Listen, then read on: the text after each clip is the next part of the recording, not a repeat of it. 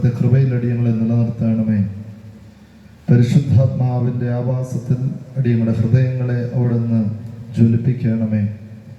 പ്രയാസങ്ങളും പ്രതിസന്ധികളും രോഗങ്ങളും ദുഃഖങ്ങളും ഒക്കെ ജീവിതത്തിൽ വന്നു ഭവിക്കുമ്പോൾ അവയിൽ നിന്നൊക്കെ അവിടുന്ന് താങ്ങി അല്പസമയം ദേവാലയങ്ങളിലായിരിക്കുവാൻ, ദൈവവചനത്തെ ശ്രവിക്കുവാൻ, ദൈവത്തിന് സ്തോത്രം ചെയ്യുവാൻ ഇടയാകുന്ന കൃപയ്ക്കായ സ്തോത്രം. ബലഹീനനായ അടിയനെയും ഇവിടെ ആയിരിക്കുന്ന ഓരോ ഹൃദയങ്ങളെയും അവിടുന്ന് അനുഗ്രഹിക്കണമേ. സർവശക്തനായ ദൈവത്തിന് നിഴലും കാവലും ഒപ്പം ഇരിക്കണമേ. ആയത് പിതാവിൻ്റെയും പുത്രൻ്റെയും പരിശുദ്ധാത്മാവിൻ്റെയും നാമത്തിൽ തന്നെ ആമേൻ. ത്രിയേക ദൈവത്തിൻ്റെ ധന്യമുള്ള നാമം മഹത്വപ്പെടുമാറാകട്ടെ. ഒന്നിനായ ശൈലാലച്ചൻ, മനുപ്രസാദച്ചൻ, കർത്താവിൽ സഹോദരങ്ങളെ വീണ്ടും ക്രിസ്തുയേശുവിൽ സ്നേഹവന്ദനം.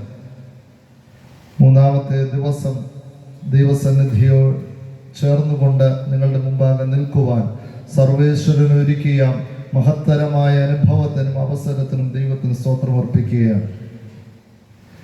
കബർന്നഹൂമിലെ ഭവനം, അതിലൂടെ സഞ്ചരിച്ച് നാം ഇങ്ങനെ നമ്മളുടെയൊക്കെ ഭവനങ്ങളെ എപ്രകാരം രൂപപ്പെടുത്തണമെന്നുള്ള ആലോചനകളിലായിരുന്നുവല്ലോ. ദൈവവചനത്തിൻ്റെ ഏറ്റവും വലിയ സാധ്യതയും അത് തന്നെയാണ്. അത് പ്രവൃത്തി പദങ്ങളിലേക്ക് എത്തുന്നു എന്നുള്ളതാണ്. അല്ലാത്ത പക്ഷം അത് പാഴായി പോകാറുണ്ട്. വേദപുസ്തകത്തിൽ ദൈവവചന കേൾവിയെക്കുറിച്ച് മനോഹരമായൊരു വാക്യമുണ്ട്. അത് എബ്രായർക്ക് എഴുതിയ ലേഖനം 4-ാം അധ്യായം അതിൻ്റെ 2-ാമത്തെ വാക്യമാണ്. എബ്രായർ 4-ാം അധ്യായം അതിൻ്റെ 2-ാം വാക്യം ഇങ്ങനെ വായിക്കുന്നു: അവരെ പോലെ നാമും ഒരു സദ്വർത്തമാനം കേട്ടവരാകുന്നു, എങ്കിലും കേട്ടവരിൽ വിശ്വാസമായി പരിണമിക്കായകൊണ്ട് കേട്ട വചനം അവർക്ക് ഉപകാരമായി വന്നില്ല. വിശ്വസിച്ചവരായ നാമല്ലോ സ്വസ്ഥതയിൽ പ്രവേശിക്കുന്നത്. കഴിഞ്ഞ കാലങ്ങളിൽ ഇരുന്ന ജനത്തിന് കേട്ടതുപോലെ നല്ല ഒരു വർത്തമാനം, സദ്വർത്തമാനം എന്ന വാക്കാണ് ഉപയോഗിച്ചിരിക്കുന്നത്. ഗോസ്പൽ അഥവാ സുവിശേഷം എന്നതിന് നല്ല വാക്ക്, നല്ല വാർത്ത എന്നാണ് അതിൻ്റെ അർത്ഥം. ദൈവവചനത്തിൻ്റെ കേൾവികളിൽ ഇങ്ങനെയൊരു വാക്യം എബ്രായർ ഓർമ്മിപ്പിക്കുമ്പോൾ, സദ്വർത്തമാനം കേട്ടവരാണ് നാമെങ്കിലും അത് വിശ്വാസമായി പരിണമിക്കാതെ ഇരുന്നാൽ അത് എന്താവില്ല, കേട്ട വചനം അവർക്ക് ഉപകാരമായി വരില്ല എന്നുള്ളതാണ്. പറഞ്ഞതെല്ലാം അപ്പാടെ പ്രാവർത്തികമാക്കണം എന്ന് യാതൊരു നിർബന്ധവുമില്ല. പക്ഷേ മറക്കരുതാത്തൊരു കാര്യം, ഞാൻ കഴിഞ്ഞ ദിവസങ്ങളിൽ ഓർമ്മിപ്പിച്ച 4 അടിസ്ഥാന മൂല്യങ്ങളുണ്ട്. ഒന്ന്, എൻ്റെ വീട്ടിൽ ദൈവമുണ്ടോ? ഒരു തവണയെങ്കിലും ഒന്ന് ചിന്തിച്ച് നോക്കാനുള്ള ഓർമ്മപ്പെടുത്തലാണ്. എൻ്റെ വീട്ടില് ബന്ധങ്ങളിൽ സജീവതയുണ്ടോ? എൻ്റെ വീട്ടിൽ പ്രാർത്ഥനയുണ്ടോ? എൻ്റെ വീട്ടിൽ വിശ്വാസമുണ്ടോ? ഈ 4 അടിസ്ഥാനപരമായ കാര്യങ്ങളാണ് കഴിഞ്ഞ 2 ദിവസങ്ങളിലായി പറഞ്ഞു വച്ചത്. എൻ്റെ വീടിൻ്റെ സാമാന്യ ജീവിതവുമായിട്ട് ബന്ധപ്പെട്ട ചിന്തകളാണിതൊക്കെ. പരസ്പരമുള്ള വിശ്വാസം, പരസ്പരമുള്ള ആത്മാർത്ഥത, പരസ്പരമുള്ള വിട്ടുവീഴ്ചകൾ, ഇവയൊക്കെ ചേർത്ത് വെച്ചാണ് ഒരു കുടുംബം അതിൻ്റെ ധന്യതയിലേക്ക് മാറുക. കബർന്നഹൂമിലെ ഭവനത്തിൽ ഈ മൂല്യങ്ങൾ രൂപപ്പെട്ടതാണ്. നമ്മളുടെ ഭവനങ്ങളിൽ നിന്ന് വ്യത്യസ്തമായി കബർന്നഹൂമിലെ ഭവനം അനുഗ്രഹത്തിൻ്റെ അത്ഭുതങ്ങളുടെ ഇടമായി മാറിയത്. ഒരു ചിന്തകൾ കൂടി ഇതിനോട് ചേർത്ത് വെച്ച് പറഞ്ഞ് ഈ ശുശ്രൂഷ അവസാനിപ്പിക്കണമെന്നാണ് കരുതുക. കബർന്നഹൂമിന്റെ ഭവനത്തിന്റെ 5-ാമത്തെ പ്രത്യേകത, 1-ാമത്തെ പ്രത്യേകത അത് ദൈവം വസിക്കുന്ന ഇടമായിരുന്നു. 2-ാമത്തേത് അത് സജീവതകളുടെ ഇടമായിരുന്നു. 3-ാമത്തേത് ദൈവവചനം പങ്കുവയ്ക്കുക അല്ലെങ്കിൽ പ്രാർത്ഥനയുടെ ഇടമായിരുന്നു. 4-ാമത്തേത് അത് വിശ്വാസ ആഘോഷത്തിന്റെ ഇടമായിരുന്നു. 5-ാമത്തേത് 12-ാമത്തെ വാക്യം, വിശുദ്ധനായ മർക്കോസ് സുവിശേഷകൻ എഴുതിയ സുവിശേഷം 2-ാം അധ്യായം അതിന്റെ 12-ാമത്തെ വാക്യം. ഉടനെ അവൻ എഴുന്നേറ്റ് കിടക്കയെടുത്ത് എല്ലാവരും കാണെ പുറപ്പെട്ടു. അത് കണ്ട് എല്ലാവരും വിസ്മയിച്ചു. ഇങ്ങനെ ഒരു നാളും കണ്ടിട്ടില്ല എന്ന് പറഞ്ഞ് ദൈവത്തെ മഹത്വപ്പെടുത്തി. ഉടനെ അവൻ എഴുന്നേറ്റ് കിടക്കയെടുത്ത് എല്ലാവരും കണ്ട് പുറപ്പെട്ടു. അഞ്ചാമത്തെ ബോധ്യം, ആ ഭവനം മാറ്റത്തിന് ഇടമായ ഭവനമാണ്. മാറുവാൻ തക്കവണ്ണം മനസ്സൊരുക്കമുള്ള ഒരു ഭവനമാണ്. കവർന്നഭൂമിലെ ഭവനത്തിന്റെ പ്രത്യേകത, ആ ഭവനത്തിൽ നിന്ന് മാറ്റത്തിന്റെ ശങ്കുലികൾ ഇങ്ങനെ മുഴങ്ങിക്കേൾക്കുകയും അതിനനുസൃതമായി പ്രവർത്തിക്കുകയും ചെയ്തവരുടെ ഭവനമാണ്. നമ്മളുടെയൊക്കെ ജീവിതത്തില് മാറ്റങ്ങൾ ഉണ്ടാകേണ്ടതുണ്ട്, അല്ലെ? മാറിക്കൊണ്ടേയിരിക്കുന്നു. ഈ കാലം ഇത് ശിശിരകാലമാണ്, തണുപ്പ് കാലഘട്ടമാണെന്നാണ് കണക്ക്, കലണ്ടർ പറയുന്നത്. തണുപ്പുണ്ടോ എന്ന് ചോദിച്ചാൽ ഇല്ല. രാത്രിയിൽ പോകുമ്പോൾ ഒരു ചെറിയ തണുപ്പുണ്ടെന്നുള്ളത്, അല്ലേ? നല്ല ചൂടാണ്. തണുപ്പുള്ള കാലം മാറി വേനൽക്കാലം വരും. വേനൽ കഴിഞ്ഞ് വർഷം വരും. വർഷം കഴിഞ്ഞ് സർവ പൂന്തോട്ടങ്ങളെയും നിറങ്ങളിൽ ആറാടിക്കുന്ന വസന്തകാലം വരും. വീണ്ടും ശിശിരം വരും. വസന്തകാലം വന്നിങ്ങനെ നിറങ്ങളൊക്കെയായി പൂക്കളായി നിൽക്കുന്ന കാലത്ത് നാം സന്തോഷിക്കുമ്പോൾ അതിൽ നിന്ന് മാറി വീണ്ടും വേനലിന്റെ കാഠിന്യത്തിലേക്ക് വന്നു എങ്കിലും കാലം നമുക്ക് നൽകുന്ന ഒരു സാധ്യത, ഇനിയും എന്തു വരും? വസന്തകാലം വരിക തന്നെ ചെയ്യും. ലോകത്തിന്റെ ജീവിതക്രമങ്ങളിൽ നാം മാറുവാനുള്ള മനസ്സുള്ളവരായിരിക്കണം. ജീവിതക്രമം ഇങ്ങനെയാണ്, മാറിക്കൊണ്ടേയിരിക്കുന്നതാണ്. ഇവിടെ വേദപുസ്തകത്തിൽ പറയുകയാണ്, അവൻ ഇന്നലെ വരെ കിടക്കുന്നവനായിരുന്നു, പരസഹായത്താൽ മാത്രം ജീവിതത്തെ കണ്ടവൻ അവൻ അവിടെ നിന്ന് എഴുന്നേറ്റു പോകുന്നു. നിർജീവമായ ഒരു അവസ്ഥയിൽ നിന്ന് സജീവമായ ഒരു അനുഭവത്തിലേക്ക് അവനിങ്ങനെ മാറിപ്പോകുന്നു എന്നത് കാലം നമ്മോട് ചോദിക്കുന്ന ആവശ്യകതയാണ്. നമ്മളുടെയൊക്കെ ജീവിതത്തിൽ നിർജീവമായ ചില ചിന്തകളും ചില അഭിപ്രായങ്ങളുമുണ്ട്, അല്ലേ? യാതൊരു കാരണവശാലും മാറില്ല.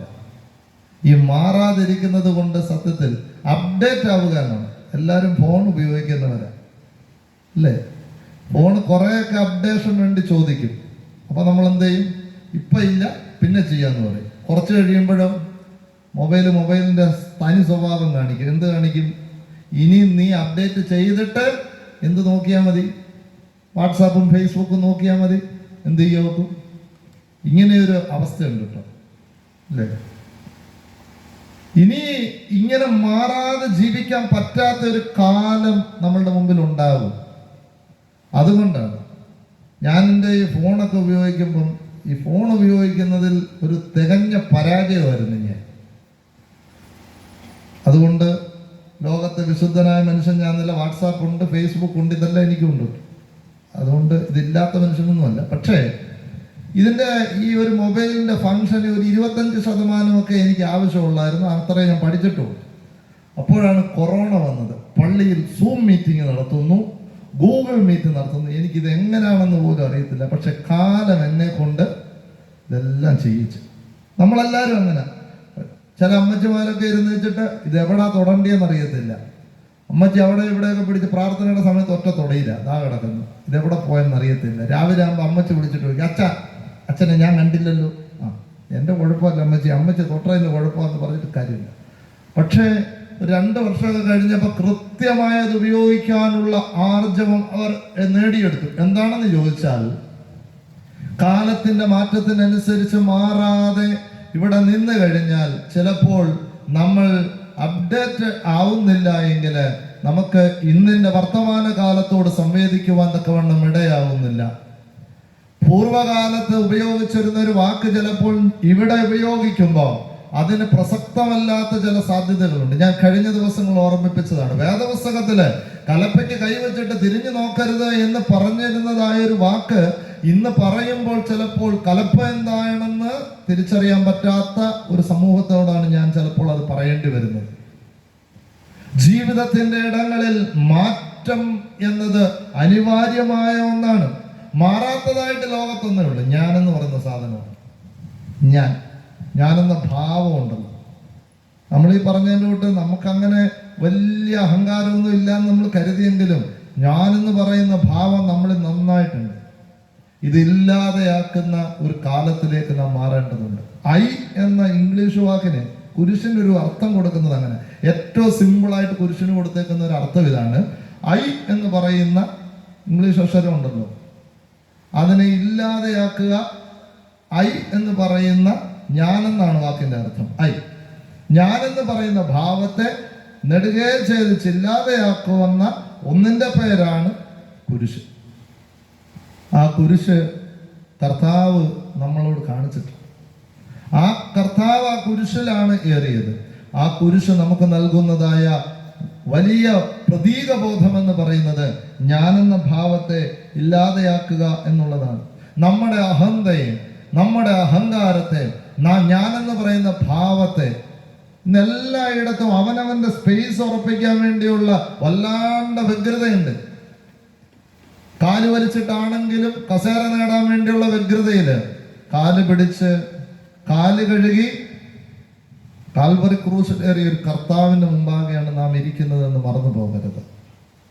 ജീവിതത്തിന്റെ ഇടത്ത് കർത്താവ് ഓർമ്മിപ്പിക്കുകയാണ്, നീ പറയുന്ന അഹന്തകളും നിന്റെ ഞാനെന്ന ഭാവങ്ങളും ഒക്കെ മാറി കൃത്യമായ നിർജീവതകളിൽ നിന്ന് സജീവതകളിലേക്ക് മാറേണ്ടതുണ്ട്. എൻ്റെ പ്രവർത്തികളാണ് ശരിയെന്ന്, എൻ്റെ അഭിപ്രായങ്ങളാണ് ശരിയെന്ന് നമ്മളിങ്ങനെ ആവർത്തിച്ച് പറയുമ്പോൾ ഓർക്കുക, അവയൊന്നും അടിസ്ഥാനപരമായി ശരിയാകണമെന്ന് നിർബന്ധമില്ല. അല്ലേ? ചിലപ്പോഴെങ്കിലും ഒക്കെ പള്ളിയിലൊക്കെ അഭിപ്രായങ്ങളൊക്കെ വരുമ്പോൾ ഇങ്ങനെ മതി, ഞാനത് നേരത്തെ പറഞ്ഞത് ഇങ്ങനെയാ, ഞാൻ ഈ പറഞ്ഞത് മാത്രം ഇവിടെ നടന്നാൽ മതി, നിങ്ങൾ പറയുന്നത് ലോക മണ്ടത്തരമാണ് എന്ന് ലോകം മുഴുവനും തിരിച്ചറിയുന്നൊരു കാലമുണ്ടാകും. മാറാതെ നിർവാഹമില്ലല്ലോ. പറയിപ്പറ്റ പന്തിരുകുലത്തില് അകലൂർ ചാത്തൻ എന്ന് പറയുന്നൊരു കഥാപാത്രം, ഐതിഹ്യമാലയിലെ കഥ നമ്മൾ വായിക്കുമ്പോൾ അകലൂർ ചാത്തന്റെ വീട്ടിലെ ജോലിക്കാരനാണ് നമ്പി എന്ന് പറഞ്ഞത്. അകലൂർ ചാത്തൻ വളരെ വിശുദ്ധനായ മനുഷ്യനായിട്ട് ഇങ്ങനെ കുറച്ചൊക്കെ അഹംഭാവവും ഒക്കെ ഉള്ള, നമുക്ക് എന്നെ പോലൊക്കെ ഇച്ചിരി അഹംഭാവമൊക്കെ ഉള്ളൊരു മനുഷ്യനായിട്ടൊക്കെ ഇരിക്കുന്നു. അദ്ദേഹം നമ്പിയോട് പറയുകയാണ്, ഞാൻ ഈ ഭാരതത്തിലെ പുണ്യനദികളിൽ പോയി മുങ്ങി വിശുദ്ധി പ്രാപിക്കാൻ പോകുക. പുണ്യനദികളാൽ സമ്പന്നമാണ് ഭാരതം. കേരളത്തിലെ പമ്പ മുതൽ ഗംഗയും യമുനയും ഉൾപ്പെടെ അങ്ങനെ എല്ലാവിധമായ പുണ്യനദികൾ. അങ്ങനെ അകലൂർ ചാത്തൻ ഇങ്ങനെ പോവുകയാണ്. നമ്പി ഇങ്ങനെ പോവാം. നമ്പി ഇങ്ങനെ പോവുക. നമ്പിയാണ് അകലൂർ ചാത്തനോട് പറയുന്നത്, ഞാനിങ്ങനെ പോവുകയാണ്. അപ്പൊ നമ്പി ഇങ്ങനെ പോയി ആദ്യം എല്ലാ ഈ പറയുന്ന നദികളിലും മുങ്ങുന്നു. അകലൂർ ചാത്തൻ പറയുന്നു, ഞാനും വരാം കൂടെ. ഏതാ? നമ്പിയാണ് യജമാനൻ, അകലൂർ ചാത്തൻ അവിടുത്തെ ദാസനാണ്. ദാസൻ പറയാണ്, ഞാനിവിടെ വരാം. അകലൂർ ചാത്തൻ ചെയ്ത ഒരു കാര്യം, നല്ല കയ്പുള്ള ചീര ഒരു കിഴി കെട്ടി അദ്ദേഹം കൈപ്പിടിച്ചിരുന്നു. ഈ നമ്പി ഏതെല്ലാം വെള്ളത്തിൽ മുങ്ങുമോ അപ്പോഴെല്ലാം അകലൂർ ചാത്തൻ എന്ത് ചെയ്യും? ചീര എടുത്ത് വെള്ളത്തിൽ മുങ്ങും.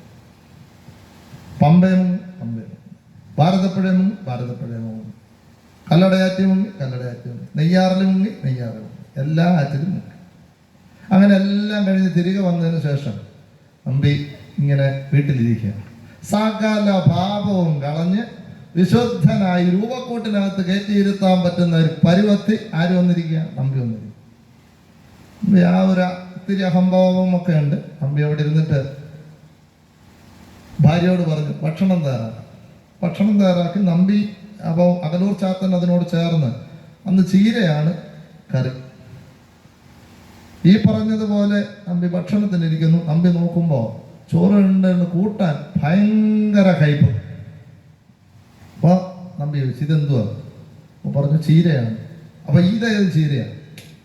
ഇത് കയ്പ ചീരയാണ്. കയ്പ ചീര അകലൂർ ചാത്തൻ തന്നതാണ് എന്ന് വെച്ചു. അപ്പൊ അകലൂർ ചാത്തനോട് ചോദിച്ചു, അതാ ഇതെന്താണ്? അല്ല, അങ്ങ് വിചാരിച്ചിരുന്ന എന്തുവാ? ഈ പറയുന്ന എല്ലാ പാപവും പോയി എന്നാണല്ലോ അങ്ങ് വിചാരിച്ചത്. അങ്ങനെയാണെങ്കിൽ ഈ ചീരയുടെ കയ്പും മാറണം. അങ്ങ് ഏതെല്ലാം വെള്ളത്തിൽ മുങ്ങിയിട്ടുണ്ടോ അവിടെ എല്ലാം ഞാൻ ഈ ചീരയെ മുക്കിയിട്ടുണ്ട് അല്ലേ. പക്ഷേ ചീരയുടെ കയ്പ് അവിടെ തന്നെ ഉണ്ട്. ഈ കഥ നമ്മെ ഓർമ്മിപ്പിക്കുന്നത് എന്താണെന്നറിയാമോ? നമ്മളൊക്കെ ഈ പറഞ്ഞതുപോലെ വിശുദ്ധരാണ് എന്ന് നമ്മൾ കരുതിയിരിക്കുന്നു. അതാണ് നമ്മളുടെ അപകടം. യോഹന്നാന്റെ സുവിശേഷം 9-ാം അധ്യായത്തില് അതിന്റെ അവസാന വാക്യത്തിൽ പറയുന്നത്, കർത്താവ് പറയുന്നുണ്ട്, നിങ്ങൾ കാണുന്നില്ലായിരുന്നെങ്കിൽ കുഴപ്പമില്ല, പക്ഷെ നിങ്ങൾ കാണുന്നു എന്ന് പറയുന്നത് കൊണ്ടാണ് പ്രശ്നം അല്ലേ. നമ്മളൊന്നും കാണുന്നില്ല എന്നുള്ളത് കൊണ്ടാണ്. കണ്ണട എന്ന കവിത, മുരുകൻ കാട്ടാക്കടയുടെ അതിമനോഹരമായ കവിതയുണ്ട്. എന്താ? മങ്ങിയ കാഴ്ചകൾ കണ്ടുമടുത്തു കണ്ണടകളാണ്. നമ്മുടെ കാഴ്ചകൾക്കൊക്കെ മങ്ങല് സംഭവിച്ചിട്ടുണ്ട്. തെളിവുള്ളതൊന്നും കാണുന്നില്ല. കാണുന്നു എന്നൊക്കെ നമ്മൾ കരുതുന്നത് ഒന്ന് യാഥാർത്ഥ്യമാകണമെന്നുമില്ല. ജീവിതത്തിൻ്റെ ഇടത്ത് നമ്മളെന്ന് പറയുന്ന ഞാനെന്ന ഭാവത്തെ ഇല്ലാതെയാക്കി വിശുദ്ധിയുടെ നിറവിൽ നിൽക്കുവാൻ തക്കവണ്ണം കാലം നമ്മോട് ചോദിക്കുകയാണ്. നിർജീവമായ ഒരവസ്ഥയിൽ നിന്നാണ്. ആ നിർജീവതകളെയൊക്കെ സജീവമാക്കി നമ്മുടെ ഭവനങ്ങളെ മാറ്റേണ്ടതുണ്ട്. യാതൊരു വിധമായ ഇടപെടലുകളുമില്ലാതെ നാം ഇങ്ങനെ ജീവിതത്തെ കാണുമ്പോൾ അവിടെ നിന്ന് നടന്നു നീങ്ങുന്നതായ ദൈവത്തിന്റെ അനുഗ്രഹം പ്രാപിച്ച് കാലൂന്നി നടന്നു പോകുന്നതായ മനുഷ്യനായി മാറിയതുപോലെ നമ്മളുടെയൊക്കെ ജീവിതത്തിൽ മുന്നോട്ട് പോകുവാൻ തക്കവണ്ണം കഴിയണം. നമ്മൾ എങ്ങനെയാണ് ഇവിടം വരെ എത്തിയത്? പോരടിച്ചാണ്. ഈ സാമൂഹിക വ്യവസ്ഥിതികളോടൊക്കെ പോരടിച്ചാണ്. അല്ലാതെ ഒരു സുപ്രഭാതത്തിൽ വന്നതൊന്നുമല്ല. എത്രമാത്രം ഉച്ചനീചത്വങ്ങളും ഐത്തങ്ങളും ഉണ്ടായിരുന്ന നാടാണ്. ആ നാടുകളൊക്കെ ഇങ്ങനെ പ്രാർത്ഥനയുടെ മിഷണറിമാരുടെ ത്യാഗോജ്വലമായ ജീവിതം കൊണ്ട് അവർ പകർന്നു നൽകിയതായ വിദ്യയുടെ വെളിച്ചം കൊണ്ട് നാം ഇങ്ങനെ ആർജിച്ചെടുത്തതാണ്. ഇനി തിരികെ പോകുവാൻ തക്കവണ്ണം ഇടയാകരുത്. ആ വെളിച്ചം കൈമാറി തരുന്നതാണ്. കൈമാറി തരുമ്പോ അതിനെ നമ്മൾക്ക് ജ്വലിപ്പിച്ചു നിർത്തേണ്ടതുണ്ട്. മഹാനായ എഴുത്തുകാരൻ ബെർണാഡ് ഷാ, അദ്ദേഹം ജീവിതത്തെ കുറിച്ച് പറയുന്ന ഒരു വാക്കുണ്ട്. ജീവിതം എനിക്ക് കേവലം ഒരു മെഴുകുതിരിത്തുണ്ടല്ല, അത് മറിച്ച് എന്റെ കയ്യിലേന്തിരിക്കുന്ന ദീപശിഖയാണ്. എന്നിട്ട് അദ്ദേഹം അതിനോട് കൂടി ചേർക്കുകയാണ്, അത് വരും തലമുറകളിലേക്ക് കൈമാറുന്നതിന് മുമ്പ് എന്റെ കയ്യിൽ ഇരിക്കുമ്പോൾ ആവോളം ഉജ്ജ്വലം അതിനെ ശോഭിപ്പിക്കേണ്ടതുണ്ട്. പലതങ്ങനെ കൈമാറിയാണ് നിങ്ങളുടെ അടുത്തെത്തിയത്, അല്ലാതെ നിങ്ങളായിട്ടുണ്ടാക്കിയതല്ല. നമ്മളുടെയൊക്കെ വിശ്വാസങ്ങളുടെ ഇടങ്ങൾ, നമ്മളുടെയൊക്കെ ആത്മീയമായ ഇടങ്ങൾ, നമ്മളുടെ ആരാധനാ ബോധങ്ങൾ, ഇവയൊക്കെ കൈമാറി ഒരു ദീപശിഖ കൈമാറി കിട്ടിയതുപോലെ നമ്മുടെ കയ്യിൽ ഇരിക്കുമ്പോ ബെർണാഡ് ഷാ പറയുകയാണ്, അത് വരും തലമുറകളിലേക്ക് കൈമാറണം. അതിനൊപ്പം എൻ്റെ കയ്യിൽ ഇരിക്കുമ്പോൾ അത് കെട്ടുപോകുവാനിടയാകരുത്, ഉജ്ജ്വലമായി ശോഭിപ്പിക്കുവാൻ തക്കവണ്ണം കഴിയണം.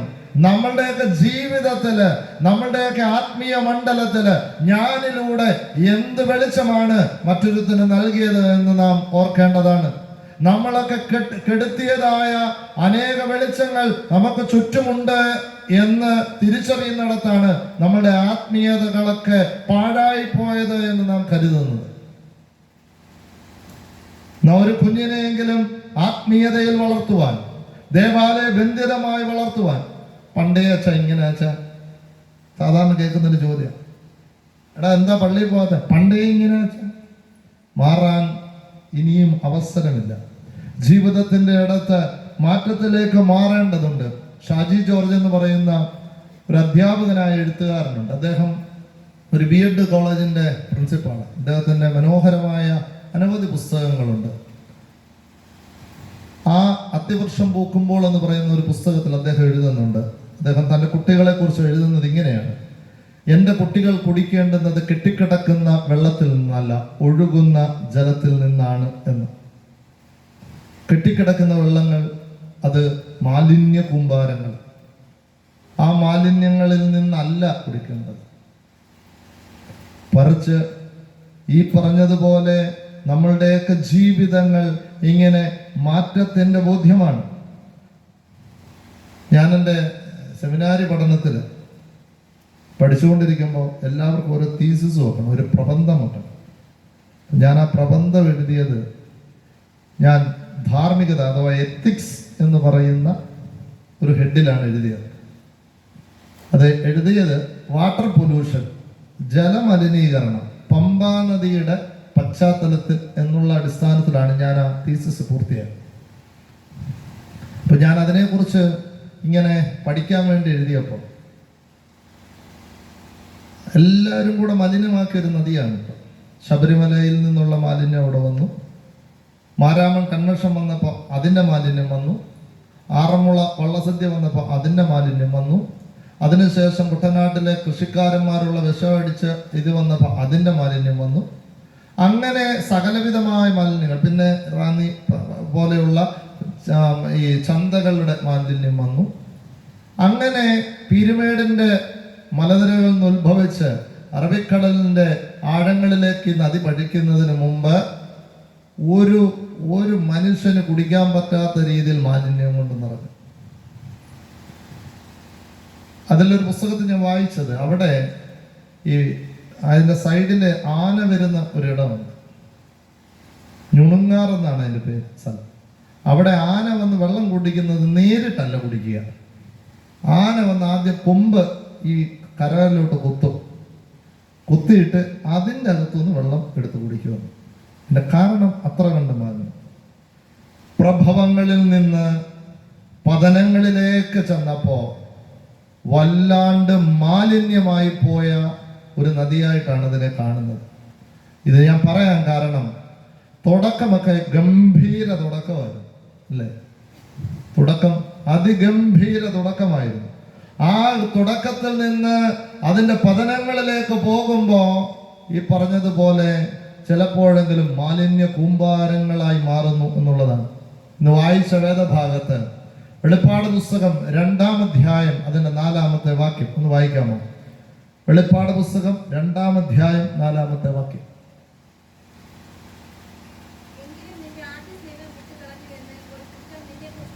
എങ്കിലും നിന്റെ ആദ്യ സ്നേഹം വിട്ടുകളഞ്ഞു എന്ന ഒരു കുറ്റം നിന്നെ കുറിച്ച് പറയുവാനുണ്ട്.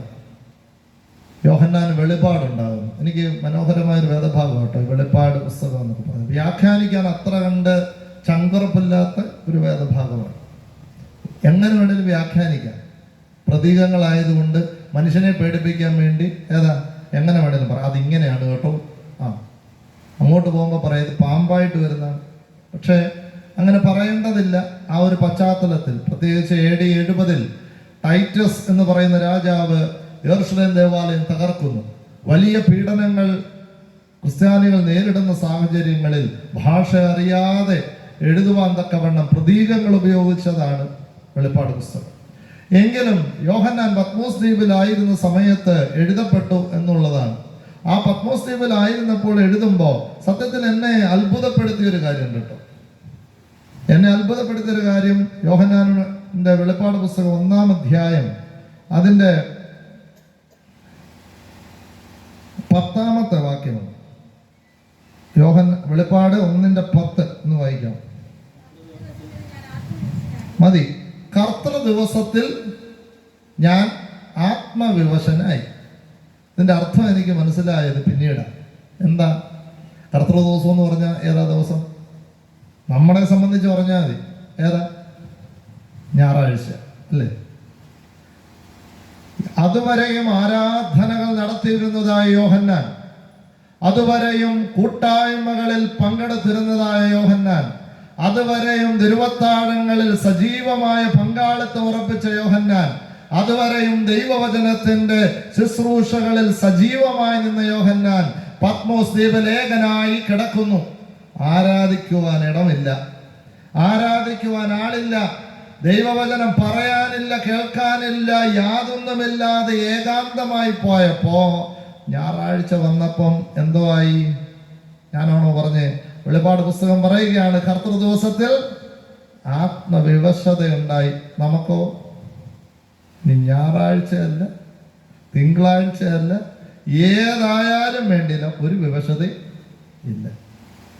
ഞായറാഴ്ചകളിൽ ഒരു പള്ളിയിൽ പോകാതെ ഇരുന്നത് കൊണ്ട് വിവശത ഉണ്ടായോ നമുക്ക്? ഇത്ര കണ്ട് തീഷ്ണതയുണ്ടോ? അങ്ങനെ ഒരു വിവശത ഉണ്ടായപ്പോ എന്താണിത്? ആ വേദപുസ്തകം വായിക്കുമ്പോൾ നമുക്കറിയാം, 2-3 അധ്യായങ്ങൾ 7 സഭകൾക്ക് എഴുതുന്ന കത്താണ്.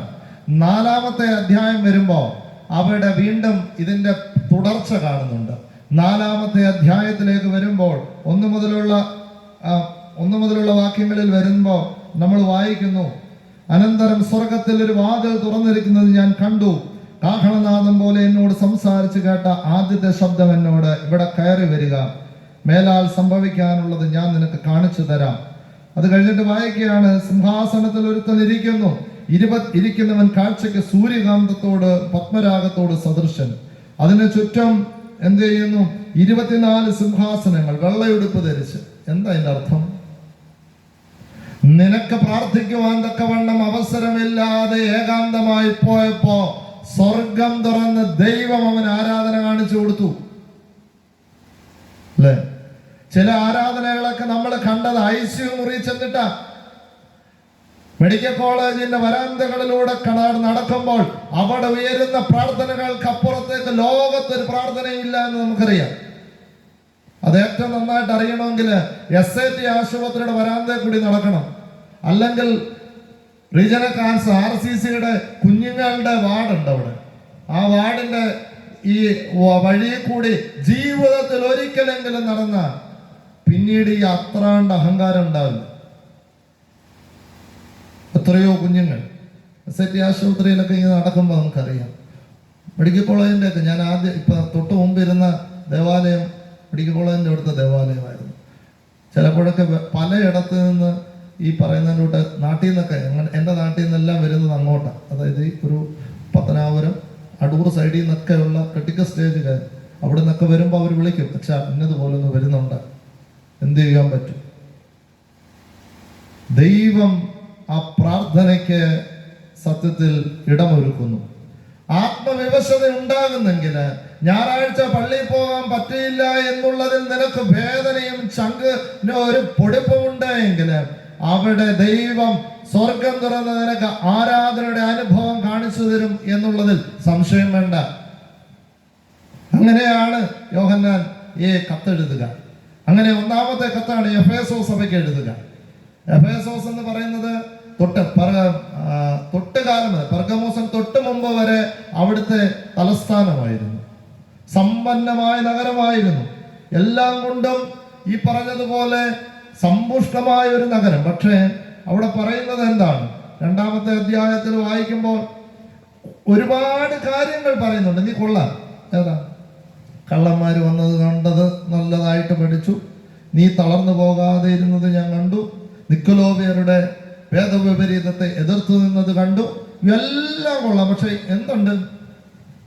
ഒരു കുറവ് നിനക്ക്. കർത്താവ് അതുപോലെ ഒരുത്തനോട് പറഞ്ഞു, ഏതാ? നിനക്ക് ഒരു കുറവ്. ഇവിടെ ഒറ്റ കുറവേ ഉള്ളൂ. എന്താ? നീ നിന്റെ ആദ്യ സ്നേഹം വിട്ടുകളഞ്ഞു. എന്താ ഈ ആദ്യ സ്നേഹം? ആദ്യ സ്നേഹം എന്ന് പറഞ്ഞാൽ എന്തോ? അത് വേദപുസ്തകത്തിൽ തന്നെ അതിനൊരു നിർവചനമുണ്ട്. യിരെമ്യാ പ്രവാചകന്റെ പുസ്തകം 2-ാം അധ്യായം അതിന്റെ 2-ാമത്തെ വാക്യമുണ്ട്. യിരെമ്യാ പ്രവാചകന്റെ പുസ്തകം 2-ാം അധ്യായം അതിന്റെ 2-ാം വാക്യം.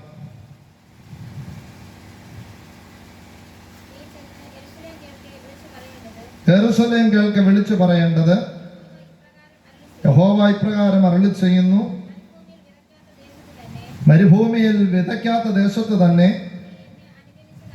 നീ എന്നെ അനുഗമിച്ച് നടന്ന നിന്റെ യൗവനത്തിലെ ഭക്തിയും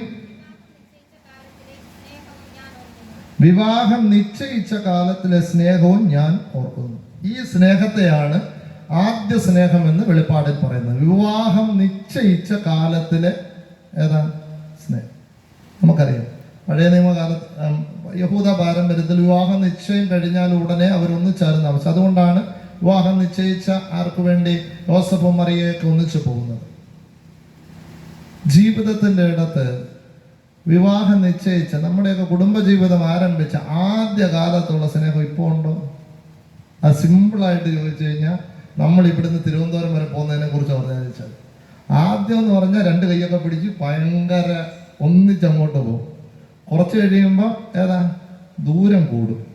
ഏതാ ഇവൻ മുന്നേ പോ, നമ്മൾ പുറകെ. കുറച്ച് കഴിയുമ്പോൾ പറയും, നീ അങ്ങ് പൊക്കോ, ഞാനങ്ങ്.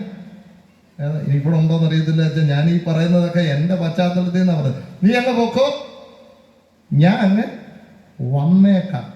അങ്ങനെ പറയുന്നത് ഉണ്ടായിരിക്കും ഇല്ലേ? ഏതാ ഉണ്ടെന്നാണ് തോന്നുന്നത്. ആരെന്തൊക്കെ ചിരിക്കുന്നുണ്ട്, കുഴപ്പമില്ല. നിങ്ങളെക്കുറിച്ചല്ല പറയുന്നത് കേട്ടോ. ഏതാ ഈ കേൾക്കുന്നവരെ കുറിച്ചൊന്നും അല്ല. ആദ്യ സ്നേഹം വിട്ടുകളഞ്ഞു എന്നുള്ളതാണ്. ജീവിതത്തിന്റെ ഇടത്ത് ദൈവീകമായ ഒരു ആത്മീയ ബന്ധം ദൈവവുമായിട്ടുണ്ട് എങ്കിൽ ദൈവവുമായിട്ടും നമ്മൾ ഈ ആദ്യ സ്നേഹത്തിന്റെ തീഷ്ണമായ ഭക്തിയുടെ തീഷ്ണമായ ഒരു കാലമുണ്ട്. ഈ ദേവാലയമൊക്കെ അതിന്റെ ആരംഭ ദിശ 93 വർഷങ്ങൾക്ക് മുമ്പ് ഈ ദേവാലയമൊക്കെ ഇവിടെ ഒന്ന് രൂപപ്പെട്ടപ്പോ ഉണ്ടായ തീഷ്ണത ഇന്നുണ്ടോ? ഉണ്ടോ? അല്ലേ? ജീവിതത്തിന്റെ ഇടത്ത് ആ വേദനകളുടെ, കണ്ണുനീരിന്റെ, അധ്വാനങ്ങളുടെ, ത്യാഗങ്ങളുടെ ഉണ്ടോ? നമ്മളിപ്പോഴും അതേ കെട്ടിപ്പിടിച്ച് അവിടെ കിടക്കുന്നതല്ലാതെ അതിൽ നിന്ന് മാറിയിട്ടില്ല. അല്ലേ? ജീവിതത്തിന്റെ ഇടത്ത് ഓർക്കുക, ഇങ്ങനെ മാറാതെ ജീവിക്കാൻ പറ്റില്ല. ആദ്യ സ്നേഹത്തിന്റെ അനുഭവങ്ങൾ നമ്മളിൽ നിന്ന് ഇങ്ങനെ മാറ്റപ്പെട്ടു പോകുമ്പോൾ പ്രഭവങ്ങളിലേക്ക്, അതിൻ്റെ തനിമയിലേക്ക്, ഉറവയുടെ വിശുദ്ധിയിലേക്ക് തിരികെ പോകുവാൻ തക്കവണ്ണം നമുക്ക് ഇടയാകേണ്ടതുണ്ട് എന്ന് വേദപുസ്തകം നമ്മെ ഓർമ്മിപ്പിക്കുകയാണ്. നീ നിന്റെ ആദ്യ സ്നേഹം വിട്ടുകളഞ്ഞു. നമ്മൾ ദൈവത്തോടുള്ള ആദ്യ സ്നേഹം വിട്ടില്ലേ? നാം നമ്മളുടെ ജീവിതത്തിന്റെ പങ്കാളികളുമായി, മാതാപിതാക്കളുമായി, സഹോദരങ്ങളുമായുള്ള ആദ്യ സ്നേഹത്തിന് തീവ്രത ഇന്നുണ്ടോ? അല്ലേ? പണ്ടായിരുന്നെങ്കിൽ എന്തൊക്കെ കാര്യങ്ങൾ അന്വേഷിക്കുമായിരുന്നു അല്ലേ? ഈ പ്രേമിച്ച് കിടക്കുന്ന പിള്ളേരോട് ഞാൻ സാധാരണ പറയും, ഇത്രയേറെ സൂക്ഷ്മത കെട്ടിക്കഴിഞ്ഞുണ്ടാവണം എന്നുള്ളതാണ്. ഏതാ? ഇത്രയേറെ സൂക്ഷ്മത. എന്തൊരു സൂക്ഷ്മതയാണെന്നറിയാമോ? അത് കഴിയുമ്പോൾ ആ സൂക്ഷ്മതയൊന്നുമില്ല. കാരണം ഈ പറഞ്ഞതിൻ്റെ കൂട്ട് ബലമില്ലാത്ത ബന്ധങ്ങളിലായി പോകുന്നു എന്നുള്ളത് കൊണ്ടാണ്. ബലമില്ലാത്ത ബന്ധങ്ങൾ